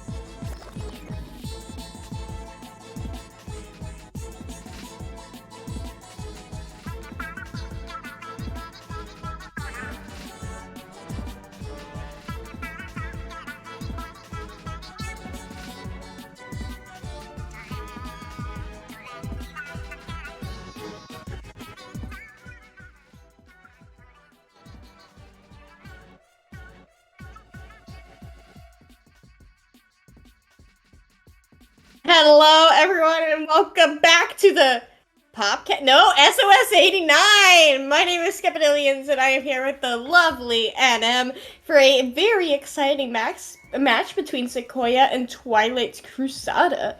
Are you ready, gamer? Oh, I am so ready, gamer. Starting off here, Splat Zones. I will tell you, I got some insight at Twilight's Cruzada. I used to be on a team with one of their members twice, and their 52 packs a couple punches. So it's gonna be pretty hard for SEQUOIA to punch back. But if they got some good comps, if they got those good picks, they might be able to do it. But I know Twice is 52. It goes crazy. Yes. Twice is a fantastic player. I remember when I was baby comp and Twice's old team scrims my baby team, and they were very kind, but they did absolutely destroy us. And it's a fond memory, and I will always remember Twice for that. So thank you to Twice. It's appreciated. Sometimes you gotta body the babies. And on SEQUOIA, we have one of my favorite players ever to watch, and that's actually Archer. And you go, Archer, a Zap player, that's what you find fun to watch? And I'm like, yes, it is. He's great at it. Oh, yes, a Zap player. Those are few and far between nowadays, but I love seeing them coming from a man who just plays Zap like crazy. But I don't see a Zap. Wait, do I even see Archer? Do I even see Archer? No, there's no Archer gameplay, sadly. Getting up out of my chair, find another commentator. Just kidding. We have SEQUOIA going for mid, though. I do love the E-leader coming out there from, I believe that is Kilo Kilo. Honeythief in the zone with the brush. I do think that's very cute that they're yellow. Yeah, no, that's a really nice color for them as they're just keeping that pressure on that zone. Sees that crab, but I don't know. But oh, they get the flank on the crab. Harley going down. Really good from Honeythief there with their brush as they're going to try to push in towards their plat using bombs to try to displace them as much as they can. They are halfway towards the killer whale as we see Kilo with their E-leader. Have to push back though because of those tendon missiles. Killer whale going to come out. Bubbler on the zone from that junior is going to help Twilight's Cruzada push back in as Keto is trying to pick off Roundy, junior versus junior, but one's going to go down as it is two left alive as SEQUOIA. As we see the Crab Tank on that right side as Keto with their junior actually going in for an aggressive push on that E-leader, picking them off. Going back, Keto. Huge. Yeah, no, Keto here just looking for blood and making sure that nobody is left standing as they're getting into the 70s here. Clem, of course, staying on that stack. Tendon missiles at the ready, seeing three clump together, so that's going to be like prime picking for tendon missiles. Absolutely, those missiles can be so claustrophobic on that plat area. Getting a picks and some chip down, that definitely gives Twilight's Cruzada an advantage. Twice sharking out plat. Are they going to be able to call it out? And Bishop knows somebody's there, does pop crab, but Twice has that wall to work with, the duck and weave here, and nearly to a killer whale. Forced to drop it into zone 4 now, but already setting up a similar prime position there on that left side and popping whale. Very quickly here for SEQUOIA's re-engagement. Two more down does secure Twilight Cruzada's defense here. Just the brush Honeythief, but will Honeythief be a zone thief? And the answer is no. Getting shut down from behind with SEQUOIA Kilo Kilo, the first one out of spawn. That is GG's and a solid 100-0 push for Twilight's Cruzada. Yeah, no, as you saw there from the side of Twilight's Cruzada, they were just able to push in, get picks, even with the junior just going into the plat. That's what you don't expect. But hey, they were able to believe in the battle junior, and that's what happened there. Just the aggression, just whatever they wanted to do, they were able to do it. Keto, of course, getting the bubbles, the super tendon missiles coming out for Clem. I am making a bunch of words up as I go, but of course we're going to see what they pull out here on Tower Hagglefish. What is interesting to me is that this is already Twilight Cruzada's deepest run in SOS so far. Having gone 7th in Proving Grounds too, you know, hey, we clap for Proving Grounds. And, That's nice. I know, and then their furthest run is in SOS was actually in SOS 87 2 weeks ago, and that was 9th, which is a round 2 elimination for Hammerhead. SEQUOIA having made Great White 3 times so far. This is their 4th Great White. But if they win this, they'll be tied for their deepest run in SOS. So SEQUOIA here trying to make a little bit of a name for themselves, trying to prove that they are a Great White level team, but losing that first game in a rather dominant and decisive fashion to Twilight's Cruzada. Yeah, no, we are going to see the comps coming out here. We are seeing Twilight's Cruzada keeping pretty much with the same comp, believing in it. But on the side of SEQUOIA, they're like, all right, maybe not Ink Brush. We're going to go Octobrush, going to be a little bit more flanky with that Zip Caster here. And of course, having that Junior Splash and Splat Charger coming out. It's going to be really good for them too. And interesting to me is that we don't see Bishop there. We see Bishop on the Splash on the side of SEQUOIA, and not a Blaster, which is typically what they played in Campfire in Splatoon 2. So a little bit of a role switch here, going from a kill heavy, chip heavy Blaster weapon to a chip heavy, kill heavy, but paint Splash. As we see here, of course, it being tower control and having that Splat Charger and Junior on SEQUOIA, that means they have specials to pretty much wall out that tower. As you just saw an Inkvac going straight into a Big Bubbler, but another Big Bubbler is at the same side. Big Bubbler versus Big Bubbler, as Honey Thief is going to go down to Keto there. As Keto's going back in there trying to paint mid. We see Twice almost having their 52. But not enough. They almost had their killer whale, but not quite enough there. As we see, 3 members are trying to fight here on SEQUOIA, but 1 going down to Keto and the Splattershot Junior. Keto's just being very aggressive here with that Splattershot Junior, even with, its problems, and it's just really nice to see that. And of course, Big Bubbler definitely helps it out, be aggressive too. It can go those aggressive positions and get that Big Bubbler in order to protect itself and get those good checkpoints. As we see here, the killer whale coming out from Twice, 10 missiles coming out. This is their push. This is their chance. And here we go. They are about to tie themselves with SEQUOIA if they manage to break this checkpoint. We do see that Bishop is down with that splash, but the back coming out on the tower, going to force Clem here to back for just a moment. Honey Thief is in position, but the tower is only 2 ticks away from breaking that checkpoint, and there it is. As we do see Carly there in that crab trying to put some pressure on Bishop. It is just Bishop there and Kilo left standing at Twilight's Cruzada gets to that second checkpoint and pulls the lead. There it is. That second checkpoint has fallen. And what is SEQUOIA going to do about it? They're just going to have to answer and clap back. But Bishop just expired with the crab tag and that solo missile into a burst bomb. Not looking good for them. As the last checkpoint is almost up, and the Big Bubbler coming out from Keto is pretty much going to send it in. And that is going to be GG. With the set going to Twilight's Cruzada. SEQUOIA coming out at the start with a really good push with that Inkvac Big Bubbler, but Twilight's Cruzada being able to push back, clap back, having that aggression, and having that special output too is what got him the set there.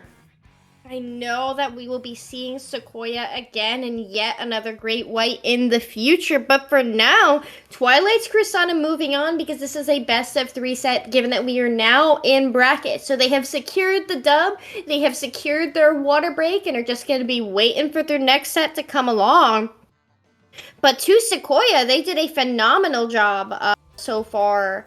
In order to be able to make it this far. Not only that, but throughout Splatoon 3's SOSs, I know that we will see them, and there are many more sets, possibly between these 2 teams yet to come, but Twilight's Cruzada for going from 9th Hammerhead to now very quickly playing well in Great White, showing that they belong here. A team to keep an eye on.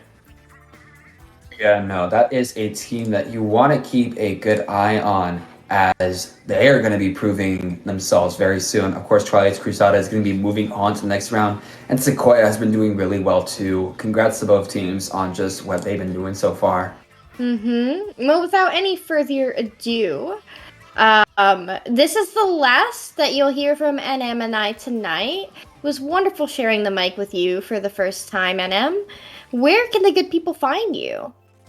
Of course, people can find me on Twitter and Twitch at Ninstar123. And I think this weekend I will be getting the final touches next few days. Probably on Saturday will be the final touches for that aforementioned, if you have heard me talk about it before, the 7-page Tacticooler document. Yes, I made one. Yes, and I even felt limited in 7 pages. I might make it 8 or 9. Maybe I feel quirky in that regard. Hell, even that new the new charger too. That's definitely going to be a factor in it now. Ooh, I have a lot to cook with. But where can the people find you? My name is at Skepidillions. You can find me at LTC in 176 days. But in the meantime, you can find me on Twitter and Twitch at Skepidillions. With that being said, have a lovely night and stay tuned because Great White is quite literally just getting started. Stay fresh, everyone.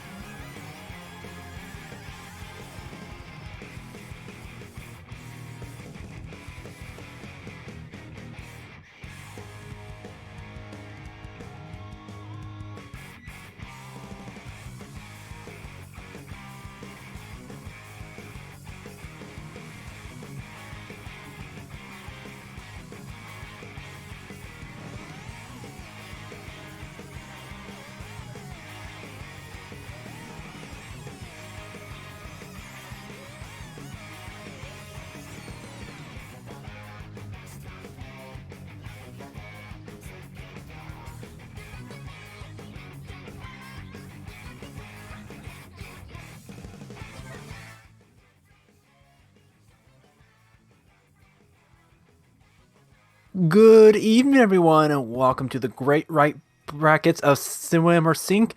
It is I, Mad Gamer the Second. I am joined by the one and only Genie. Hello, everybody. How is everybody doing this fine evening? I don't know. The all right chat, they're not going to myself. respond to us, let's be honest. And if they do, it'll take a second. But what we can do is talk about these two teams. We got some big mouthfuls of the names here. I'll handle the first one. We've got Black Ops 2 Quick Draw Stock N40 94 Drop Shot. That is on one side versus NKT Definitivo. Those are two big team names going at it. In length, of course. Indeed. And it looks like NKT's been around the block a couple of times. I think I've seen them in SOS, maybe a couple of matches. But I am not too familiar with any of these names. I have seen quite a few of them in Anarchy, so they are definitely some Splatoon veterans right here. Yeah, and I can expect to see you once X rank drops. I'm at the exact pinnacle of X rank, all the way with that top 500 crown. Am I correct? Yes, absolutely. I am super excited for that. But we're going to be getting to our first match. It's going to be Clan Blitz on Spillway. So yeah, there we go. Clan Blitz on Spillway. We are still in a best of 3 here in our top 8 of SOS. And our new improved larger format. Quite so. No backline for either of these teams. They're going to be going hot and heavy in here. Going for that speed. Both teams are. I'm actually amazed that Black Ops 2 Quick Draw, they have a blob. Don't see that too often in this day and age. We do see NKT popping that crab, but they've got 3 members down. Just going to be the junior, and they fall. That's going to be a wipeout. Black Ops 2 Quick Draw are going in. They got 2 power clams, rocking it through the basket. Dang, that was a quick wipe right there, and they're already down to 50 points. This is not a good start for NKT right here, but Black Ops 2, they're putting out the paint. They already have some specials, and 2 members of NKT just went down, so they're going to be putting more clans into that basket. They keep going. They've unfortunately lost 2 members, but that's good for NKT. They've got a good opening for them to defend. They've got to watch out for Profit on that crab. Little Gon's going in there. That reslider finds some damage, but not able to throw those clams into the basket and keep this game going. NKT, they're looking to reclaim mid with some more clams and seeing if they can have a strong push, because that right there for Black Ops was a lethal push. Absolutely. We do see some skirmishes going on. Some members are going down for NKT. They haven't quite gotten their footing, but they do get the power or the basket open here. Let's see if they're able to follow it up. It does not appear they have anyone in place to do so. Black Ops 2, they've got the members up. They've got the advantage. We see Landon here on this blob trying to make some space. Little Gon's gone in with those Tetras. NKT, they're going to be trading out members, but Landon coming up with the nice blob shots and getting those lobs down to get some members down for NKT. But Black Ops 2, they've lost some members, but the power clam is making its way to the basket. They're going to throw it, and it's not going to quite make it to the basket. Unfortunately, I don't know if they're going to be able to retrieve that. NKT's still on this defensive. The blob certainly putting in some work, and I'm starting to see their pick for it because of all the ups and downs of the map. It just lobs right over and is able to get some nice picks from a distance. Black Ops 2, they've got that basket reopened. They are starting to throw claims in, but they have still got a lot of points on this penalty. Now they're finally working through it, but now they're losing members left and right. I don't know if they can continue it. They don't have clams. Prophet's trying to go in, seeing if they can take on that splash. They can't find that one, and Landon's going to be backing up with this blob, looking for some shots, but it will be falling. NKT, this is their time to go in. They do pop that Trizuka. What do you think they could find with this push here? Well, with only 2 members, I guess they're going to just have to go for the paint right now, try to collect as many clans as possible. I did see someone from Black Ops 2 up in the snipe area, just watching over. They're going to have to be careful not they're going to drop on them. But now Brian is getting a nice pick right here, and that could be a good setup if they're able to get some clams. NKT, they got that crab going. It's gotten 2 members down. They're going to look out. Little Gon's coming on this with those Tetras on that left side. Basket is open for NKT. They got a power climb coming in from the top, jumping the big bubbler. Trizuka all the way down to 41 points. That is looking for good for NKT. Little Gon's goes for the trade. Members are falling for NKT. They don't have as many claims as they need. Prophet's going to camp a landing, and that's going to be Latch just trying to find Prophet, and they do, but they won't be able to keep this basket open. Really good push, though. Yeah, it was unfortunate they weren't able to get the lead right there, but being able to get it down to 38, that's going to do them huge for this last minute here, and they are slowly catching up to Black Ops 2. And with the amount of clams that are currently on the map, getting that lead is wouldn't be that difficult. But we do see 2 of Black Ops are going to be going down, so this is another opportunity for NKT to push up and try to get those clams and just try to make another push out of it. Great job. That's going to be Brand finding a kill with that splatter shot. They have a crab, and there is a big bubbler close to that Trizuka. Gets another kill. That's 2 down for Black Ops. NKT looking to push in. Big bubbler's down. Power climb going in. Basket has been broken. More specials are coming out. More Black Ops are falling left and right. Clams are coming in. We have 2 more clams before the lead is going to swap. Clams are coming in. NKT, they're going to get it all the way down to 8 points with under a minute remaining, and they have enough clams to end this game. 2-1, and they will. NKT coming back from a massive deficit to take this game 1 in top 8. That was huge. Like, not only did they get the nice push right at the 2-minute mark, but they were able to follow up with it without allowing Black Ops 2 to break their basket again. Wow, that honestly, as we get hit with that quad dab on stream, a great mental game from NKT not to fall off. Like, you just think, have any of you played solo and it's like, oh wow, it's down to 27 already. We just can't come back from this. The mental game to stay in that, I mean, that's tough. It is so tough, and it is just good to see them be able to come back like that. And it is the name of the game first. When you get up to this level, especially when you're in the grand or the top cut of a tournament like this. Yeah, that's honestly we expect to see that in this top 8, but it's really rare to see. It's almost like a miniature reverse sweep, and in a best of 3, an early clams game like that, which has so much momentum swings, can really turn the tides. And we're going into a super snowbally, super lockout map of Scorch Gorge. Do you think that could really affect Black Ops 2 quick draw stock and 94 drop shot? How to get it out there. And possibly, I know they were running that blob that last game, but I wouldn't be surprised if they swapped to something that was, I guess, a little bit more sharky, or even, we do see the E-Leader coming out for the side of NKT here. But we do see I think the blob just swapped off to that Flings roller right there.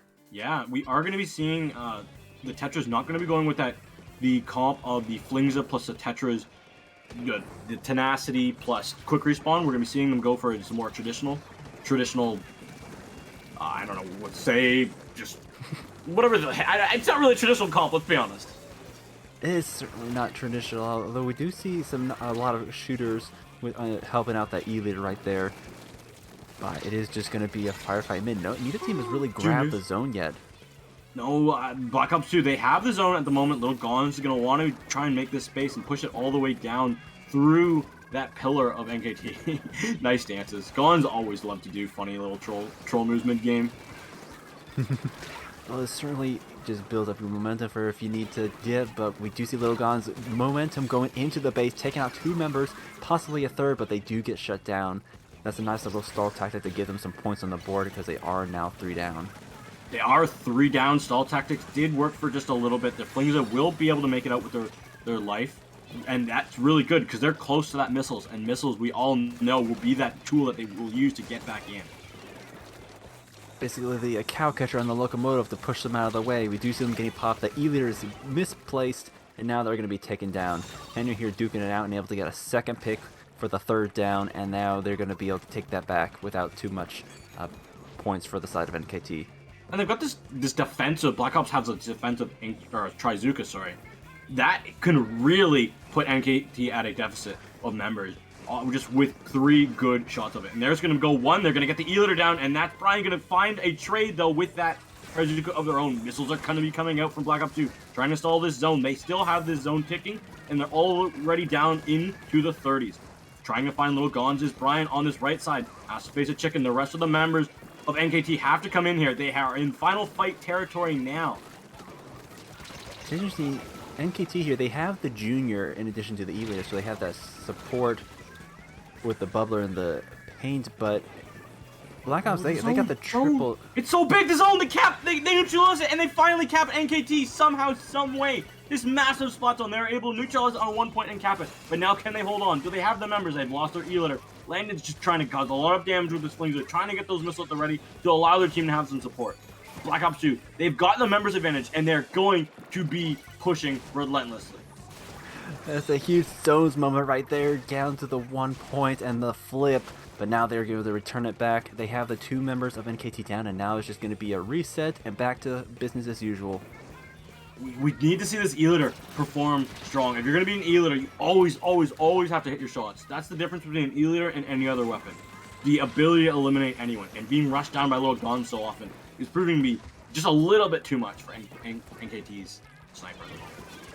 And this map is so huge, there's a lot of room for Black Ops to maneuver. Like, they don't really have cover to hide, but they can certainly get out of that E-Liter's distance if they need to. And now we see the 2 members of NKT down once again, and they still haven't been able to flip the zone.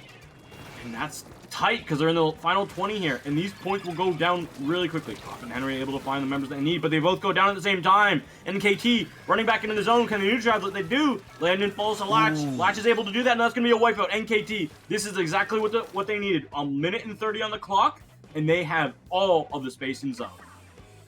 Yeah, having the E-Liter up in that middle area is really going to help them out. It can reach way into Black Ops 2 spawn and just be able to lock them out. And with 2 members on this right side, it's going to be incredibly difficult for Black Ops 2 to get out now. Can Black Ops 2 stave off this amazing comeback again from NKT, or is NKT going to pull the heroics again? We'll find out very, very shortly. This is going to be the junior trying to find a lot of space for the bombs. Those are great shots and great picks coming up, but the resizers can come in and take one. Little Gons goes for the trade, but is a trade necessary in this moment? 2 members down, 2 members respawning. The Ingzuka comes out to displace that E-Liter. This might be their opportunity. They're so close. They're down to the 10-point mark, but they lose that splash right there. The flames that goes down as well. The missiles come out, and that's going to be KO. NKT coming back with an amazing comeback at one point. Some way, somehow neutralizing it. And those are back-to-back maps with insane comebacks. NKT will be moving on to your top 4 of SOS 89. Yes, we are in the top bracket, so that is going to be it for Black Ops 2 right there. There will be no do-overs at this point. So now, as you said, NKT is moving on, and at an excellent performance at that. Excellent is an understatement. I'm going to be straight up honest with you, Ahmed. That was a masterclass of being able to stay in a series. I've never seen a team do that in a best of 3. 2 massive comebacks. Well, honestly, that was amazing. It was so amazing. I am lost for words. Yeah. With that, I think we're going to be sending it to break. The winner of next time versus Smiley Face with tongue out will be facing off against NKT in the others winner side. We will be most likely seeing the Nightmare versus IDK versus Axolotl winner. That's probably the match that will be coming to you after this break. So don't go anywhere, everyone. We've got much more great action after this.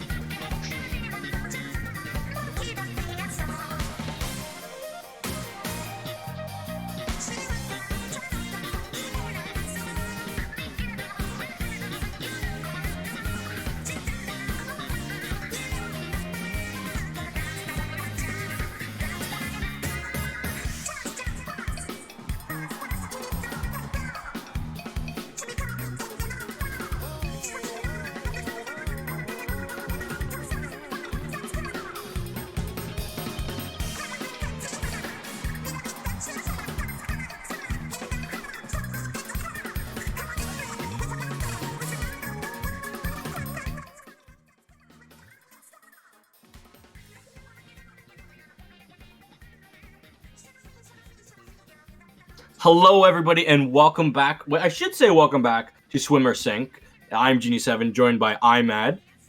But we're not really here to talk about the tournament. We're here to kind of break the time and while we wait for our matches to be done. Am I right, iMad? Yeah, with a little technical difficulties, but we are hanging in there. But we wanted to bring you some just conversation about the new chill season coming up. I know everyone is getting pretty hyped for that. Like, yeah, we've still got time. We are still waiting on the dispute between IDK and Axolot. They've had a long series and a long dispute. We don't exactly know where they are we know that they're close to Game 3. We believe Game 3 is finished, but there's a lot of problems. So we just wanted to break the time and start talking about chill season. First of all, X Ranks is coming back, and you have to start. I'm at S+0. Do we really want S+0 to be where we start in X rank again? I don't know. It's like we know that you have to be S+9 or above to stay in S+. So like, why don't we start X rank from there? You know what I mean? Like, give it a little bit more challenge to get up into X rank. Yeah, that's X rank will be X rank until it's no longer X rank, I believe, until we finally have a working function competitive game mode. But you know what? That won't ever happen, as this is a Nintendo game. Unfortunately, but you know, coming back, we've got new stages coming back. We got Flounder Heights. Do you remember Flounder Heights from Splatoon 1? I do. I played quite a bit on Flounder Heights from Splatoon 1. Did you like it? Because I kind of didn't. I don't know. It was not my favorite stage, but I didn't necessarily hate it either. It was just like there. Yeah, I actually had to pick up different weapons in my arsenal back in Spot 1 to play it because of its so defining height. Its heights were so big. It for anyone that didn't know, it took 3 burst bombs to climb the wall. Yeah, it was pretty tall. To be fair, burst bombs were smaller because at the time they were smaller. They could just throw 4 of them in Splatoon 1 at the time. So you could, they were smaller, but it still took you 3 full burst bombs to paint the wall. And like for weapons like carbon and that, like you have to go halfway up the wall, swing at the wall, halfway up the wall again, swing at the wall again before you could finally climb. I better hope no one's there to paint the wall while you're trying to get up it. Oh, and you knew that there's people at the top waiting for you. That's the other thing. But luckily the heights, unfortunately for the residents, the heights have been shrunken a little bit. So hopefully no damage has been done to the residents. And I did notice they moved the tower from underneath that little bridge, the canyon, to on top of the grates now. Oh yeah, yeah. That's something of a change. That's probably has to do with the shorter heights now. Yeah. I like how they made the ramp. It seemed to be a little bit bigger on the map. It less Splatoon 1 claustrophobic feeling, and more Splatoon 3, everything is open. It is all open. But I don't feel like they really demolished it too much. Like, they did some tweaks to it, but it's still pretty much the same structure that we know from Splatoon 1. It looks to be, I'm looking at the pictures on Wikipedia, and it looks to be about half the height. That's what it feels. That's what it looks like. But, oof, you know. I didn't know there was an abyss. I actually forgot there was an abyss that you could jump off of in that one. Is it? Yeah, says there's a hazard. There's an abyss. Which there's some maps that have no hazards to them. You just can't get out. You can't get out. You literally can't get out. But yeah, that's interesting. I forgot about that. Yeah, like I was gonna say Eeltel, but Eeltel has like one spot which I seem to find, and behind your spawn. But besides that, we have our new Brine Water Springs map, which we can't really say too much of. It looked cool. Do you remember that little jelly that was being absolutely plastered by the water? You're just having a great time getting a nice head massage right there. Man, it was like, it's like Jello when you shake the plate. Oh yes, it was just getting. I felt like that was that might be a spawn camping reference. I don't know, because just getting plastered by the water, or just making fun of the Inklings on how they can't swim. Well, the overall aesthetic reminds me of Skipper Pavilion a lot, but from what they described it as, it's like a very flat Moray Towers. Okay. That's interesting because as Moray, Moray Towers is definitely a map that in Splatoon 1, if you played either, you would have loved, but if you didn't, you probably didn't enjoy it in Splat 2. I don't think I know anyone who didn't play Splatoon 1 that says they like Moray Towers. I'm straight up honest with you. I had fun in Splatoon 2 just because in Turf War you could get up and just run around in circles having the enemy team chase you. That actually was fun, but Turf War feels like a different beast in comp. Let's be honest. On that map, Turf War, like I always thought, this is a great segue. I always thought in Splatoon 1, what if it was so satisfying? There was a roller that could roll wide enough that I could cover the entirety of these lanes and Moray Towers, of these ramps. Ah, yes. Big swing roller. They've answered my calls. Where's Moray Towers? Nowhere to be seen. But I guess we have a new map which is like Moray Towers. So yeah, they give us some more open maps, so I figured let's give it a roller that can paint these new map terrains. And we have the new Big Swing roller, which has quite the wide paint coverage when it is rolling. I want to know its damage marks. I really do. Is it going to throw ink as far as Dynamo does? I don't know. There's a lot of things that we didn't really get to see. We just got to see the dude, Inkling dude, rolling around with the roller with a big grin on his face. Man was having a blast. Well, from what I've heard, like it does have enough damage to roll people over one shot, as opposed to like a carbon roller. But as far as the swinging goes, it's like you get a wide horizontal flick, but then the vertical flick is just a normal either carbon or splat roller range. And it moves fast. It does. Feels like it. I know rollers run faster when they run for a longer amount of time, which is something that they added in S2. And it has like much better ink efficiency for when it's rolling than all the other rollers. Yeah, and that's one thing that I found about like rollers. It was like weird. We made this weapon class, but half the time I'm grabbing the roller and throwing ink instead of doing what it does in the commercials back in 2015, where they're like, you're a kid now, you're a squid now, you're rolling around on the map with your roller and shooting people with your splatter shot. But, speaking of shooting people with a splatter shot, T-Tech is back! So we can stop calling the regular splatter shot T-Tech, because actual T-Tech is back. We're just going to continue to call any splatter shot the T-Tech. It just rolls right off the tongue. You mean K-Tech? I don't know why we called it. We called vanilla splatter shot V-Tech. We called Kensa splatter shot K-Tech. I love the community, but our names are weird. Our names are... Let's be honest. I mean, to be fair, our reference material is kind of weird to begin with, so, Sure. We got some odd, very unique weapon names.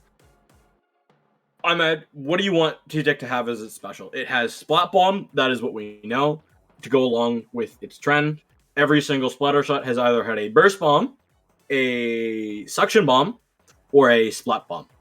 Wasabi had Splat Bomb, original in Splat 1 had Burst, and the Splat Bomb was on original T-Tech. This T-Tech has Splat Bomb. Suction Bomb is on the current splatter shot. The Suction Bomb was on Kensa. We had also Burst Bomb on the splatter shot in Splat 2, and Splat Bomb was on... No, Suction Bomb. Suction Bomb was on... No, Splat Bomb was on T-Tech as well in S2. Right? Yes. Realistically, I imagine they're going to be doing either Inkjet again or bringing out the It can't be Trizuka. Not Trizuka, the Ink Strike, the new Ink Strike. True Strike? Yeah. I feel So like we're gonna have that would Wasabi. be... Yeah, exactly. Okay. I feel like that if they're going with like a rebrand of old combos, it would definitely be one of those two. but they could throw us a curveball and add just a completely different special to it. Who knows? But I don't expect to see missiles on this just yet. Not on the splash shot just yet. Okay. Wait, did you say missiles? I mean, I don't see a return of the K-shot just yet. I think they will do that at some point, but not for the second iteration. No. No, not yet. I'm not ready for that. You know what I am ready for? What is that? I'm not ready for that nightmare, but I am ready for this nightmare. Yes, we have These our segments, next set. bro, are fire. So fire. The SOS is burning down right now. Yeah. Nightmare IDK. We have our two teams here ready for you.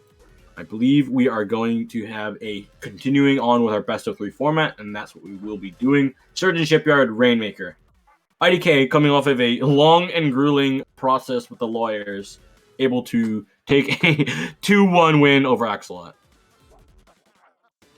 Hey, we'd love to see it being able to come out on top for this top cut match. I recognize the names, but like it's just not clicking. Like what Yeah, these I'm not players. I'm not clicking on the names. I know the name Nova, Caden, Luke, and Red Rum.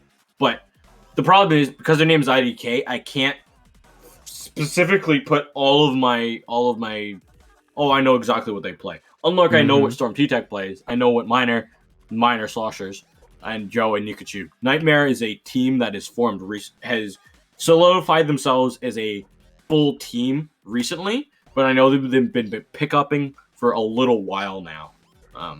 And they've had really good results. I feel like they can really take this one, and they are by far and away the team that I feel is what are the favorites coming into us on paper. One is a team with a logo, and the other one is a team that says IDK. That's another thing. One screams pickup. I mean, yeah, presentation is half of the battle right there. Could be more than half the battle at times. You know, we want to intimidate them. Even though Gengar doesn't get Intimidate, it gets Cursed Body or Levitate, depending on the generation that you're in. But you're not here for Pokemon. If you're here for Pokemon, you're going to be gone at the end of the week. Enjoy Scarlet and Violet. Yes, unfortunately, the Pokemon Splatfest is over. We're not going to talk about that just right now. I'm still a little sore. Quack sleep, quack sleep, quack sleep. Big man sweep. Sorry, I triggered half the people. Don't cancel me on Twitter. See, everyone's going to talk about, oh, they got the sweep, but we're not going to talk about that every single victory was like under 0.1%. It was man crazy. Sweep. Big man sweep. Yeah, exactly. I told everyone, we've lost. We're defending. We've lost. Grass was one. Grass was in second. I thought the algorithm for Tricolor was broken, but you know what? It wasn't. Did you see what they did to the map, though? It was like so overpowering for the two teams that weren't water. Yeah, I knew that. I knew exactly the stakes. So somehow, some way, we were able to come out with a victory. I know we only needed one victory, so all we had to do was win Pro, which doesn't have Tricolor in it. Open was like a loss. I thought Open was going to be straight up a loss, but we somehow came up with the sweep. It'll go down in history as one of the biggest wins ever for Splatfest. I believe we're going to look back at it in Splatoon 8 and say, remember when Tricolor was broken in Splatoon 3 and Big Man came up with that sweep in that broken format? Yeah. Big Man better. But, you know what? We got to move on. We're back in the tournament. We have talked a lot about Chill Season. We've talked a lot about Splatfest. Talked a little bit about these teams. What we haven't talked about is Rainmaker, Sturgeon, Shipyard, as we are continuing to make sure all these players are in the lobby. Yes, a return from Splatoon 2, a blast from the past, pretty much unchanged from the last game. So we'll be seeing all the new Splatoon 3 on this classic map. Once again, we have the dual routes to go. Right is the safer, left is the bigger points. If I remember correctly, it still has the drawbridge though, because I know there's some modes where they took away the that left side. Oh, you can't jump across. You can't jump across it anymore on that top. That was what they changed to it. Yeah, you can still go across the bridge when it's down. Yeah, you have to wait for the bridge. You can't have jump to go it. right. Yeah. Oh man, But we're getting in here. No backline. I take that back. No We see the backline. Charger. The Yes. Nightmare running the full backline-less comp, and we see the Blob making return. Blob is a hybrid. It's not a backliner, but it's not a midliner. It is a blobber. That is what It we is can a say Blob. from It this. is a class all its own. It is a class on its own. As we see, Nightmare is going to be running on this aforementioned left side, going to be getting that dunk down. I'm going to be finding that trade. The Rainmaker is going to be popped. Will Miner be able to grab it and get some more points? They will, but they won't be able to get any further past than just that original pedestal. See a lot of specials online for IDK, Bubbler, Booyah Bomb, and Inkvac. See the Booyah Bomb getting popped here, but he is surrounded by Nightmare right now. He's going to do his best to survive. The Blob is just boxing them in, but they are able to escape. Can't say so much for the Squeezer, though. No, the Squeezer will be falling in that situation. Big Bubbler out from IDK. They're just trying to hold on. Junior falls spawn, and the Charger is going to be pushed back. Nico and the rest of Nightmare are going top left, but they don't realize that. Oh, luckily The for them, Booyah Bomb! it's coming down. It's coming down. No, but they fall. The Booyah Bomb Miner falls. Unfortunately for them, can Nico make it up? They can. Nico makes it up to the top on that spinner. They're gonna keep going. Can the Junior stop them? Nova has stopped that Rainmaker all the way at 33. But Nightmare, they are unrelenting on this push. They are gonna continue to go.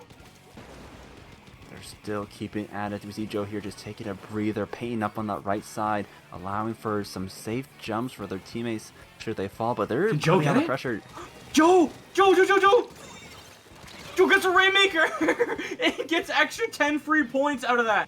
Red Rum does stop it in the end, but 10 points is points you're gonna walk home with every single day of the week.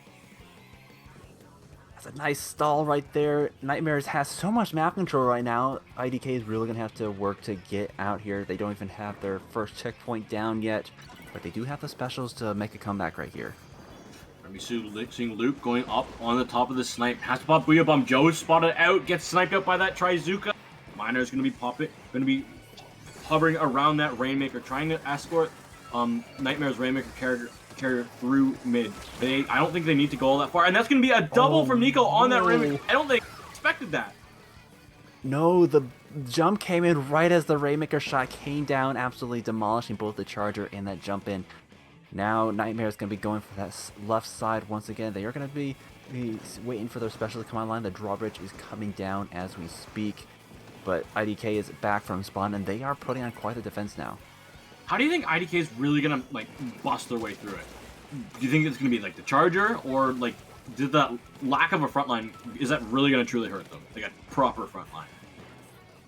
I don't know. It's like they definitely need the picks in order to make some moves right here. I think the Booyah Bomb and the Zuka combo is what they need to break out of this, because the Bubbler and the Inkvac are really more for defense or protecting that Rainmaker. Ooh, and Red Rum, nice shot. It's able to slow down that push and actually stop Nightmare's push. Going to be resetting them back to mid, but mid is where Nightmare's been defending. They've had all control of it. It feels like every member of IDK just kind of gets sleeping. The bad dreams take over. That being said, though, like they stopped that push much earlier than they had for the other two pushes, so now they're slowly inching the way to mid, but they do lose the two members right there, the Junior and the Slosher, and Nightmare is still in control of this bridge right now with a minute left to go. Going to be seeing Storm. Excited that their T-Tech is going to be coming back, so they still have this Trizuka at the moment. Let's see if they can get a lot done. They missed Red Rum on that sniper just barely, and with their third shot, not able to find anything. Unfortunate for them, but causes enough space for the team to go in. Squeezer and Machine are down inside of IDK. Junior and Charger are going to be following that. But ooh, Nightmare, they've lost their carrier and they've lost their escorter. Joe is still going in and getting these frags. Just holding the fort down. IDK is pretty locked out right now. They have 40 seconds to make a move, but their specials are still charging up, and Joe is sharking unnoticed. He's going to get a couple more picks, but the Slosher finds him and takes them out. That's going to be two members of Nightmare down. Three members. Now this is IDK's chance to make a move. They have 30 seconds left to get a push going. They gotta go. They know where the last member is. They are in mid, just backing up. We're gonna see Luke going against the Song Machine. Nico's gonna be fighting them. Luke comes out on top, has that Booyah Bomb at the ready, wants to see if they can live, but Joe's gonna find them. Can Joe take it? No! Luke gets that kill as well, and that's really good for IDK, but Storm's coming out with that Trizuka. Tries to find Nova, and Nova's able to stay alive. Just gonna be Miner with that Sloshing Machine on this right side, looking to see if they can find out Nova. Caden pops that Trizuka, doesn't find anything with that. The rest of the members of IDK are trying to find space for Nova as his clock is ticking down quite quickly. Machine has fallen. Defensive Gal has fallen. IDK, they're trying to go through. Nova has under 20. And Storm's going to come up from the top ropes and take out Nova. And that's going to be the end for IDK. Nightmare taking game 1 of this semi-final. Wow. Yeah, it's tough making a push such late in that match because that's when the LTE kicks in full force. And as we saw, Joe just going on a tear in all the unexpected places. They had to be careful to watch out for it, but they just weren't careful enough. No. Oof. That was a long overtime.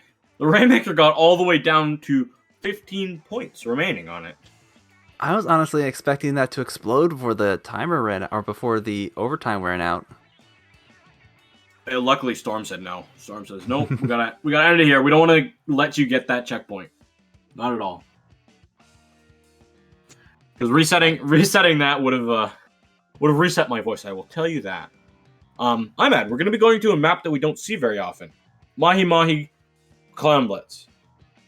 General consensus that I've seen, going off of the poll that was held after 20XX on Dapple, which was a community-wide voting poll, will be a poll that I use quite frequently. But Mahi Clams was actually more favored of all the Mahi maps. Did you know that? No, I did not know that. That is very interesting. It still had Mahi had like the second least amount of votes total. I could imagine that. Yep. Do you know that the most popular map was Splat Zones on Hagglefish? Interesting. No, I did not know that. That is the new Mako Zones. It officially has the crown of the new Mako Zones. Dang. Well, it is certainly one of my personal favorites. But yeah, that is pretty amazing. Speaking of Mahi Clams, this map is unique because snipers can dominate at it, but there's also splash walls are very good here at pushing, I find. Do we think we're going to see a lot of 52 gals? Maybe I do think Caden's going to stay on that squeezer. I definitely think we'll be seeing the return of the squeezer. I would be surprised if we didn't see a 52 gal as well, either on the same team or on the opposing side, because it is quite strong, especially with the killer whale for just putting on pressure when you're trying to get that basket. Does Luke have 3 gold badges? I don't have 1. I wish I had that much time in my life to play this game. That is certainly some dedication, but we're getting into the action pretty unchanged. Both teams have a splash wall, and one has a charger and a flingza. One that's a really good spear, and the other one that is a good special spear. Let's call it that.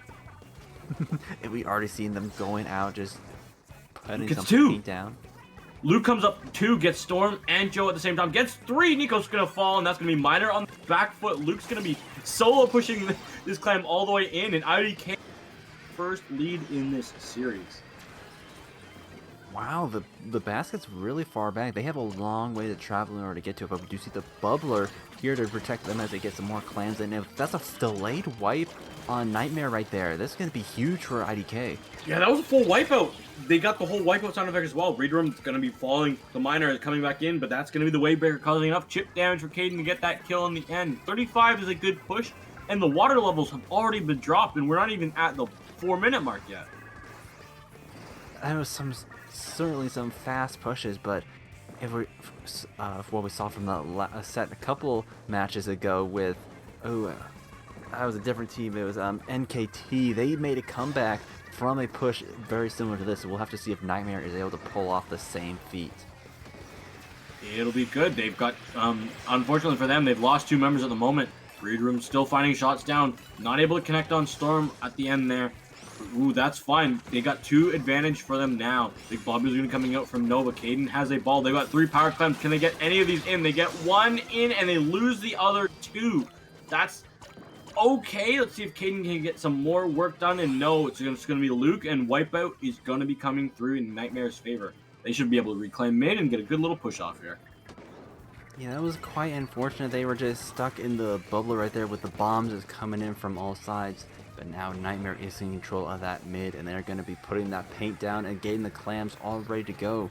They do lose the bucket. That Booyah Bomb is going to be pretty crucial in order for them to just cause an opening to push in, especially with the E-leader watching. Here comes the offense from Nightmare. IDK on the defense. Nova comes up with 2 big bomb kills on the side of IDK. Wipeout. Nightmare. Reset again. They had a little bit of good push going there, but those bombs coming out from Nova came up absolutely clutch to stop any of Nightmare's scheming magic. Yes, we talked about the head of the spear, but now we see that Junior just being an absolute beast of a shield, stopping that push from even starting. And now IDK is back in control of mid with a hefty amount of clams to boot. Now they're just going to need an opening to put them in. Nightmare, they're pushing in already. They don't have as many clams, but they are slowly regaining control again. They've got 1 power clam coming in. Nico's got that Flingza, trying to find some more work, but it's just going to be Miner left alone on the side of Nightmare. Great defense from IDK. They are stoic. They have some cracks, but overall, their defense has been nothing less than stoic. And they're coming back. We do see another member going down. The flank is going down, but 2 power clams are at the ready.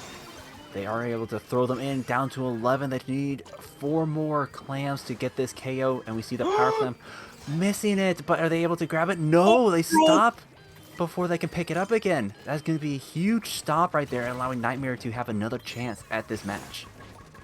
This is Nightmare's opportunity. If they want to go in now, this is their getting sniped. Losing your flings to the sniper is not something you want at all. Those are missiles gone. Freedom does see another one on this left here. Trying to get the tap shots down on Joe. Joe does fall, and the rest of the members of Nightmare are going to be backing up and hiding in fear of Freedom on this sniper, who's currently being uncontested. There's quite a few places to hide, but just a lot of room for this charger to scope you out. Nightmare slowly getting pushed back once again. They do get the 52 down and a nice trade right there, but we're in the last minute. They still have quite a bit of ways to go in order to get the lead, and they're going to have to pull something together if they want to grab it. We do see the 2 power clams at the ready, and the pity clam on the side of Nightmare still there. They need a lot of clams and space in a little time. Honestly, I feel like it's going to come up to Joe in this big Trizuka. Trizuka is getting activated. Killer Whales out. They take down the splatter shot. The bubbler is popped over by the Junior. They're just holding down the mid right now, and they have a Killer Whale of their own, just trying to pick off some members. If Luke falls here without getting any trades, this will be dangerous. There goes Luke. Here comes Nightmare. There comes their assault. They have Booyah Bomb at the ready, and that's the special that they're going to be using. 1 power climb into the basket, going in overtime. 2 members down on the defensive side of IDK. Nightmare's and Nico going in with Miner. They got more claims coming in. Can anybody grab the power climb coming back from the respawns of Nightmare? IDK is looking to shut them down. They've got jumps coming in, but will that be close enough? I don't know if the big bubbler can protect the defense enough. It has, and Nightmare will not be able to win this game. IDK, their defense, still strong enough to defend this game. That match was quite the turnaround from what we saw in the other match. IDK pretty dominant throughout that whole match, with Nightmare just barely able to squeak another push in at the end there. Not quite enough to take the lead. But yeah, that was quite the match, and is going to be going head to head in the next Splatzone's Makamard. Yeah. If everyone wants to look at bracket, we could have. So next time is waiting in Grands. They've been waiting in Grands for the entirety of this set and about half of the last set. So they are cold. So I honestly feel like whoever wins this Splatzone's Mako game has a really decent shot at taking the entire tournament, because they are going to be hot. They are going to be hot. Did you notice that there was a little bit of a comp swap? Even though Nightmare had a 52 gal and a splatter shot in the game 1, did you realize that Joe and Storm swap weapons? No, I didn't notice that. Yeah, they did. They swapped 52 gal and splatter shot around. Interesting. And they had the squeezer, but then there was also the 52 on both teams, so there was pretty much a double splash wall for the one side. Yes, because splash wall can be really good on that Mahi clams, because it feels that long straightaway up the basket. There's either a flank, it feels like that right flank when you're looking at the basket, which can easily get painted and you can't really make a good team push out of it, or that long ramp, which you feel like you need a splash wall, because you can't move Big Bubbler. You can only put it No. down once. What can be moved is 10, but we're not going to see any of that. Here we go. We're going to be having this crucial, decisive game 3 here on Splatoon's Mako Mart. Seeing the return of the E-leader, pretty much unchanged. We do see the squeezer gets taken out. I can't see what they got swapped to, but we have a splatter shot on both sides, 52 on both sides, and just the junior and bucket, and then the flings it in the E-leader. Storm and Joe are going to be swapping back to their weapons again. 52 gal for Storm on back on their not T-Tech, even though it's just called splatter shot. I still love these names that we call them that. I'm surprised we just don't call it the tech at this point. They call it the V-Tech. I'm going to start doing that now. Both teams just scrapping out on this zone in the first 30 seconds. Both teams trading it back and forth, but honestly, IDK, as long as they can get read room on a good sniper spot, they'll be the team that really can start a good lockout. They're already starting off for a good start right here, but they do lose that splatter shot, and the missiles coming in. So now that's going to be a zone flop, nightmare control, and with 2 members of IDK down, they're not going to be able to hold on for much longer. I believe that Booyah just hit something in the ceiling, which is really unfortunate for Nightmare. But luckily, they were able to cap the zone off that. Walks forward on his splash wall, and Caden punishes that with a great splat bomb. Can Caden get anything with his Trizuka? Let's see. Trizuka online. They're going to be going for the flings. I imagine, but the flings does get their missiles off, and so now that not quite able to make something of the Zuka. But with the bubble on zone, they're able to paint it back and take out the 2 members of the front line, and the Booyah bomb is going to be taking them, but they have to get sent back to spawn in the process. Nico's going to be seeing on this right side. Does take out Luke. Does see where Caden is. Can Storm find it? No, Caden comes out on top of that. He's worked through all the penalty. Goes on, got that splash on zone, is able to cap that zone really quickly with the help of that flings roller. Caden has this Trizuka. I want to see what they can get done. We don't see Trizukas get all that much work done on Splatoon's game sometimes. Right, so because there isn't really a central point for them to be standing, and with Malcolm Bar in particular, there's so many places to be able to stand behind something that you can't really get a clear shot at anyone.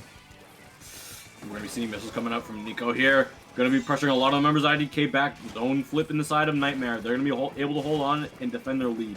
They have called out the members of IDK on this left side glass, but that's going to be Storm falling in an unfortunate scenario. You see the bubble gate pop of the Booyah bomb, made short work of it. The flings it goes down to a Luke. He's going to be taking over that stack right there, getting a nice flank, and now they are taking control of all sides of the mart right here. Luke coming up, taking out that 1v1 with Joe. The splash roll differential coming into effect. Killer Whale being popped, lead swap in the favor of IDK, but they've lost their sniper, and that's not something you want to do when you need to defend. The anchor player gone. This is going to be their backline out of commission. But Nightmare, they are going to be pushing in. They do get the zone flop, but that is a pretty strong lead for IDK right here. Both teams can really be lethal with this, as we see the gals going at it against each other. Accuracy not coming in clutch. Missiles are out on the side of Nightmare. Let's see if IDK can get back into the zone. They're fighting over it so heavily. They have to tap. The members of both teams just scrapping it out. Can we see what Minor's going to get done? Caden and Minor are going at it on the left side. Nova is fighting. Storm is in there too. Minor goes down. Can Storm win out over Caden? No, they can't. 2 members advantage for IDK. The flinks are dropping from here to get the avenge pick, and they do pop the missiles, but go down to a bomb. And now IDK is through their penalty points, and they are chewing through their main points. They still have a strong defense here, and that bubbler is there, ready to go, and that's going to be quite crucial. If they're not able to take that out, they will be holding on to the zone. Honestly, Nova's performance over this series has been so strong. Can we see if IDK can hold on to the zone?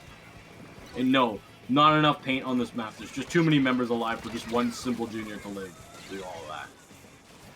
But they did able to extend their lead by quite a bit. Now Nightmare is going to have a job to get through it, but they are almost through their penalty points, and they're getting some nice picks, pushing into IDK spawn, and so they have the penalty points down. Drum's gonna be trying to pop that Waybreaker. It's out. Can it see anything on the side of Nightmare? Nightmare's gonna look for a defense. Booyah bomb, but Joe falls. Luke's gonna be going in. Swine Storm goes down. That's gonna be Nico just trying to find a way to defend this zone. They fall as well. IDK able to grab the zone back with under 30 seconds remaining. Starting to look like a turf match right here, down to the last 30 seconds, and 2 members of Nightmare are down.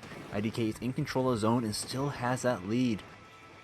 Nightmare is going to have to be pulling together some specials, but the 52 goes down to the charger shot with the 15 seconds remaining. Storm is scrapping it out on this left stack, and he is slowly getting pushed back. Are they able to make this zone flip in time? They gotta get it. This is gonna be our final fight. Winner moves on to the finals. Here we go. Overtime, here we come. Nightmare, can they hold on to this? Defensive plays being pushed out. Nova goes down. That's gonna be your junior. 2 down. The also gone. 2 down from both sides. Can Storm find the work? Can Storm find Caden? Storm and Caden are going out on the right side. This killer whale's coming out from IDK to try to get back in his zone. Storm pops his Trizuka. They need to find some more kills. They need to find more shots. They need to cap this zone. Nightmare trying to hold on. They lose their flings in the process. Both teams scrapping out in the zone, and IDK with a lot of bombs in the zone are happen, and they are going to stamp their ticket to Grands. IDK coming out on top in this nail-biting final match of this set. It just, as soon as that flings went down, and with the junior and the shot coming back, they couldn't hold on with the pressure coming down on them. Wow, honestly, just the differential of having a junior with last-ditch effort. Those bombs able to come out and scatter the members of Nightmare around. The dreams prevail. The light prevails. I don't know if the IDK is the light, but you know, it just sounds cooler. Just yeah, I as they say, I don't know. I don't know. It's cool. It's cool though. Gotta find some funny storyline in this.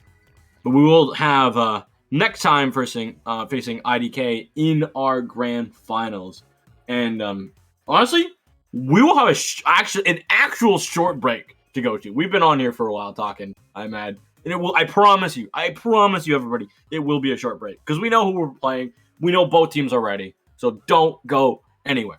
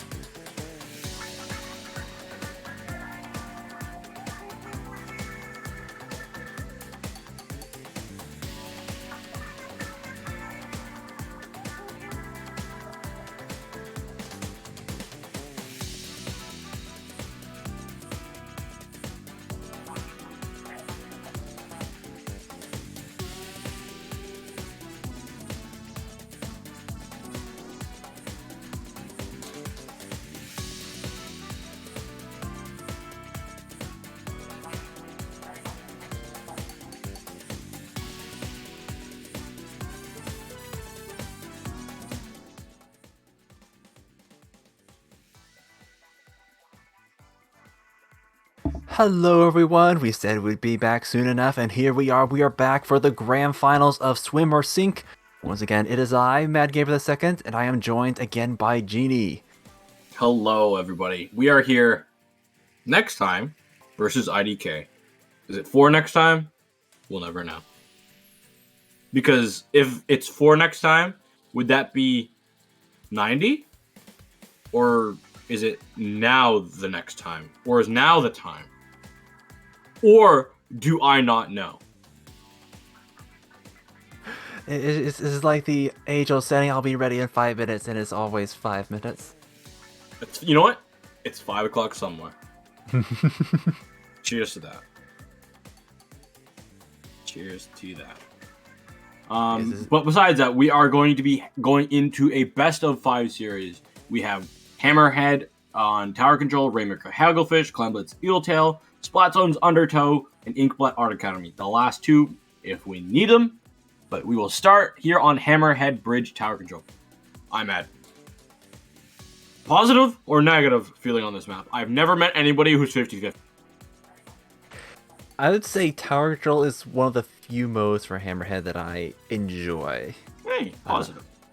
I agree with you. It is a positive experience here. Yes, I don't know what to say about it. It is a mode on a map. That's what it is. Yep. It is a mode on a map. It is on a bridge. I didn't realize there was a jelly up that high on the beam, but you know what? We are going to be getting in this tower control game.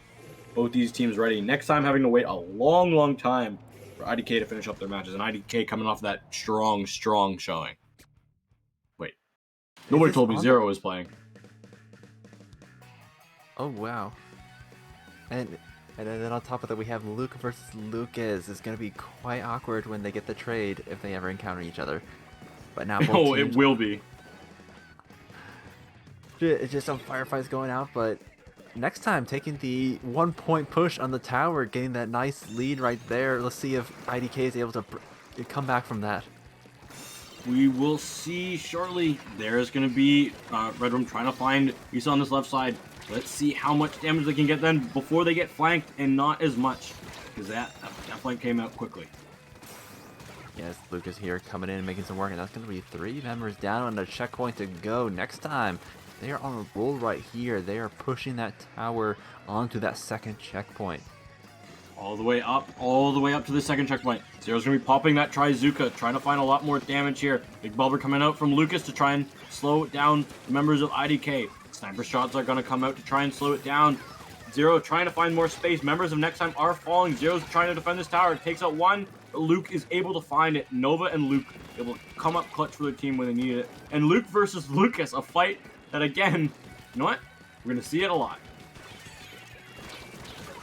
See, Luke's able to get some teammates to come back here. They take down Lucas. Oh, I'm sorry. Luke goes down. Lucas survives, and they are still pushing that tower. IDK still hasn't had a chance to come into mid to grab that tower just yet. So they're inching their way forward. You see Burbgun on this awesome weapon. We don't get to see a lot. The 3 members down of IDK using that Zipcaster as Burbgun, trying to find the space, trying to take out Caden. Does a little bit of chip damage and allows their team to get that wipeout. Big Bubbler should be up soon for Lucas, and this is dangerous for IDK. I don't know if they can hold on for much longer. Final checkpoint, and they are spawn camming like heck right now. They have to pop that boulder to stay alive, but Bourbon is still on that tower, and they're making their way forward. 10 points from the KO, but they are able to stall it out right here. Bourbon is the last one remaining, and he's just holding on by a thread. Oh, but the rest of the members of Next Time are able to knock out the tower with jumps, and IDK fall. Great job from Next Time. They had all the control of that map. You could just look at that map, and that was the game. That was a textbook tower control match right there. Just an absolute snowball of a push all the way to the KO. Oh, Zero! Boo! Boo! Zero doesn't have the card shark. I was hoping to see the first quad card shark. Everyone's over here talking about quad dab and like, oh, cringe quad dab. Quad card shark is where it's at. Dang, a missed opportunity. I know. Like, how many hours do you play this game, Zero? You couldn't get to level 30 on table turf? Come on, man. Come on, man. Rainmaker Hagglefish. We'll get into that. Interesting point about this map, which often gets talked about, that leap, that checkpoint skip, that jump. It's a missing art that we had in the last few Splatoon games, where you just ram your face into a wall, or make this leap and get a whole bunch of points. It's not as there's very few maps in this game that have that anymore. But Hagglefish, it still has it. And we still have some new maps that come, so perhaps we'll see the return of that, but you're right, the Hagglefish is the one map that do so right here. And quite an art it is. But it is... Players are going to be expecting it. You're going to be seeing a lot of bombs camping that out, so they're going to have some sort of protection, or at least a good head start in order to get that jump right there. But before that, you have to get the checkpoint. And sometimes you get to see teams going on that left side checkpoint, which is often out of the way and often way less protected, because it doesn't offer that huge skip. It does not, and it's quite a bit of ways to the final KO from that second check, or that left checkpoint. But we see IDK going to be getting the first pop right here, but Zero coming around the side, just sharking, trying to find an opening for a flank, and not able to do so. They get taken down. 3 members are down. They're going to be able to go to this first checkpoint right here. Make that 4. Just going to be the 52 go back in spawn. IDK is going to be going for that jump. Nova gets that jump. Bombs are coming out for the defensive next time, but all the way down to 14. Great push from IDK. He's going to be trying to defend this Rainmaker, the rest of the members of next time, and that push will be stopped. IDK getting the early lead right here, which is interesting because Nightmare absolutely dominated the last time IDK played in a Rainmaker match. Yes, 2 members of IDK are down. Zero's going to be let this Rainmaker reset and guarding it with their life so nobody on the side of IDK can grab it. The specials are ready for the defensive side for both.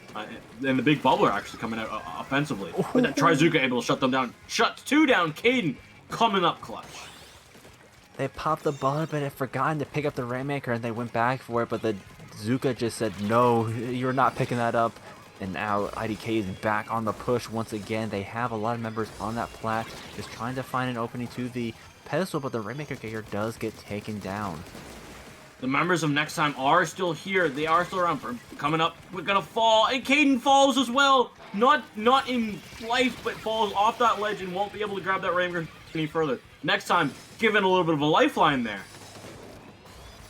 Lifeline indeed. We do see the Wavebreaker online for IDK, as well as that Bubbler.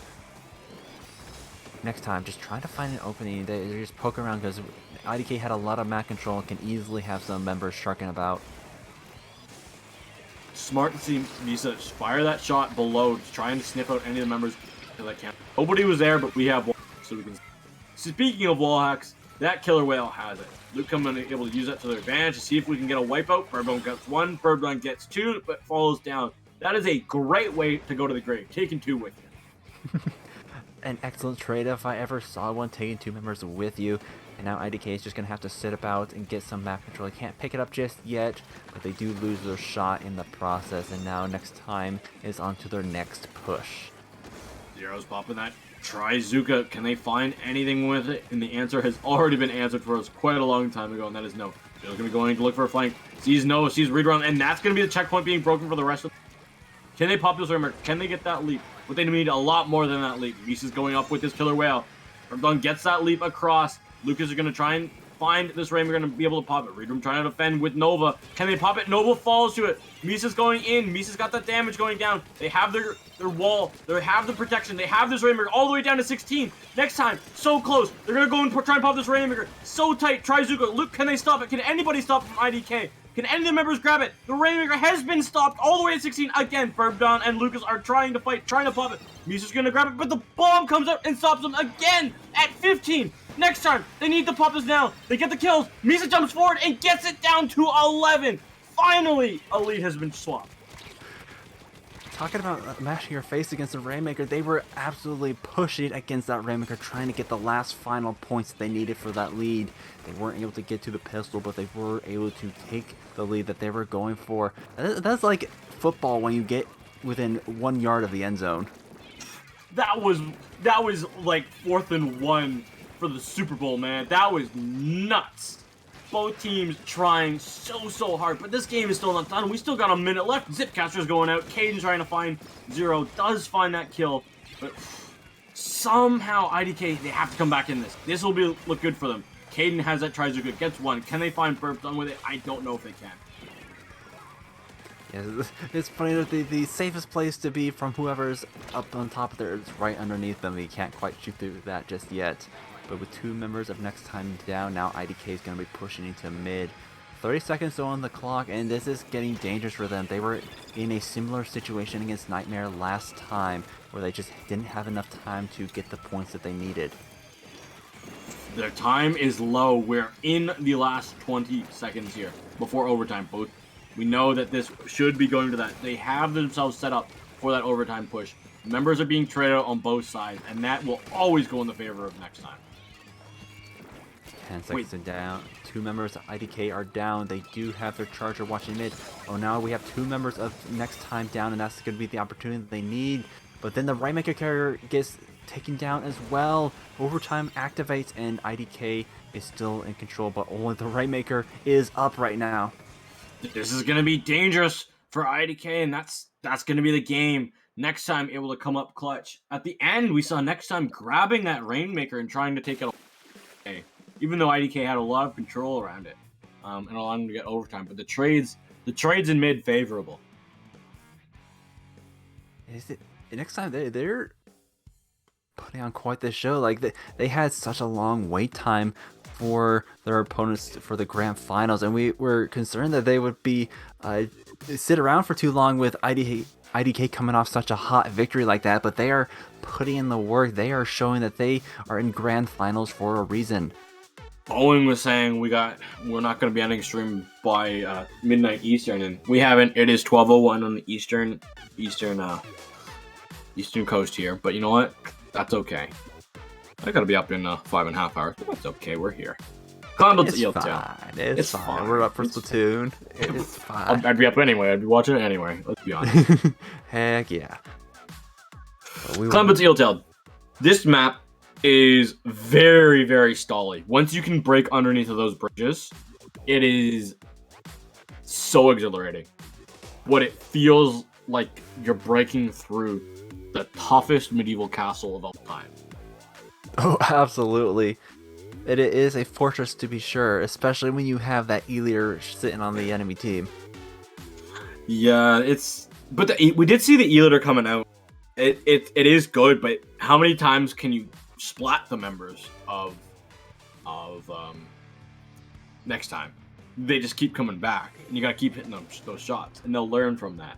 That's the thing. You get shot, but they just keep. They have a short memory when you're playing against an E-leader. That is true, and they do have that Stamper in possession as well. It's going to be an excellent flanking tool for taking out the E-leader. Both sides opting for have the junior. This is going to be a good pick for Clamblitz here, but we already see a member getting shot down by the E-leader as the rest of them are just trying to push forward. But those trades are going to be in the favor of not the E-leader, because the E-leader has fallen. Everyone's going to go through with that Zipcaster, causing a lot of space and causing a lot of commotion. Next Time's already gotten a power climb in somehow, some way. And all the confusion, that's going to be down to 77 points, a power clamp and a regular clamp, but they still have more coming. It's going to be down to below 60, and that's I don't think a good first lead right there. It's going to take more than a power clamp for IDK to come back. And they still got jumps coming in. Misa's in, Zero's in. The fights are keep going. Just going to be IDK's charger, but the area goes back up. Saved by the bell are IDK. Amazing luck from them. They do see the 52 Shark and they take them down, but they already have another power clamp coming in. And with only the junior remaining, they're not going to be able to do a whole lot. Next Time really putting on the pressure up against that spawn. And now we just have Lucas in the background throwing in clams at their leisure. We've got 2 members as well going for those clams.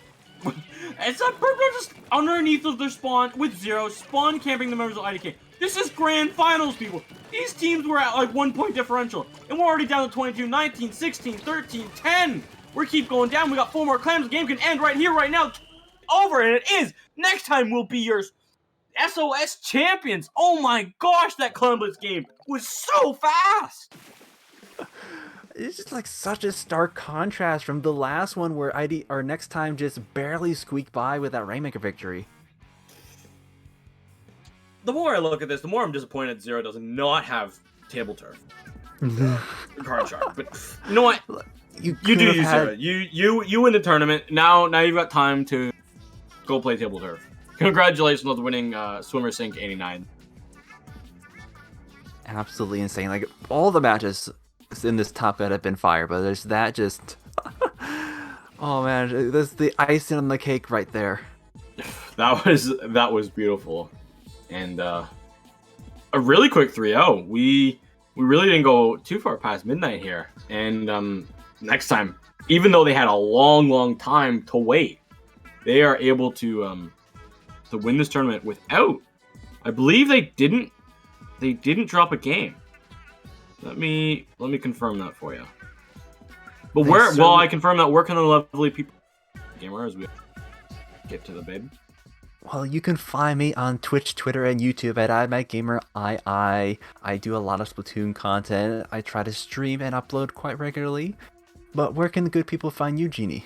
The good people can find me on Twitter at Genie7. That's GEENIE7 _ on Twitter, and no _ on Twitch. I am going to be live streaming a little bit more when the holidays coming around for the chill season.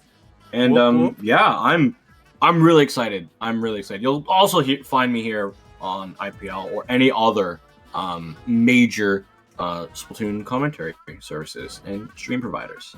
Yes, yeah, absolutely.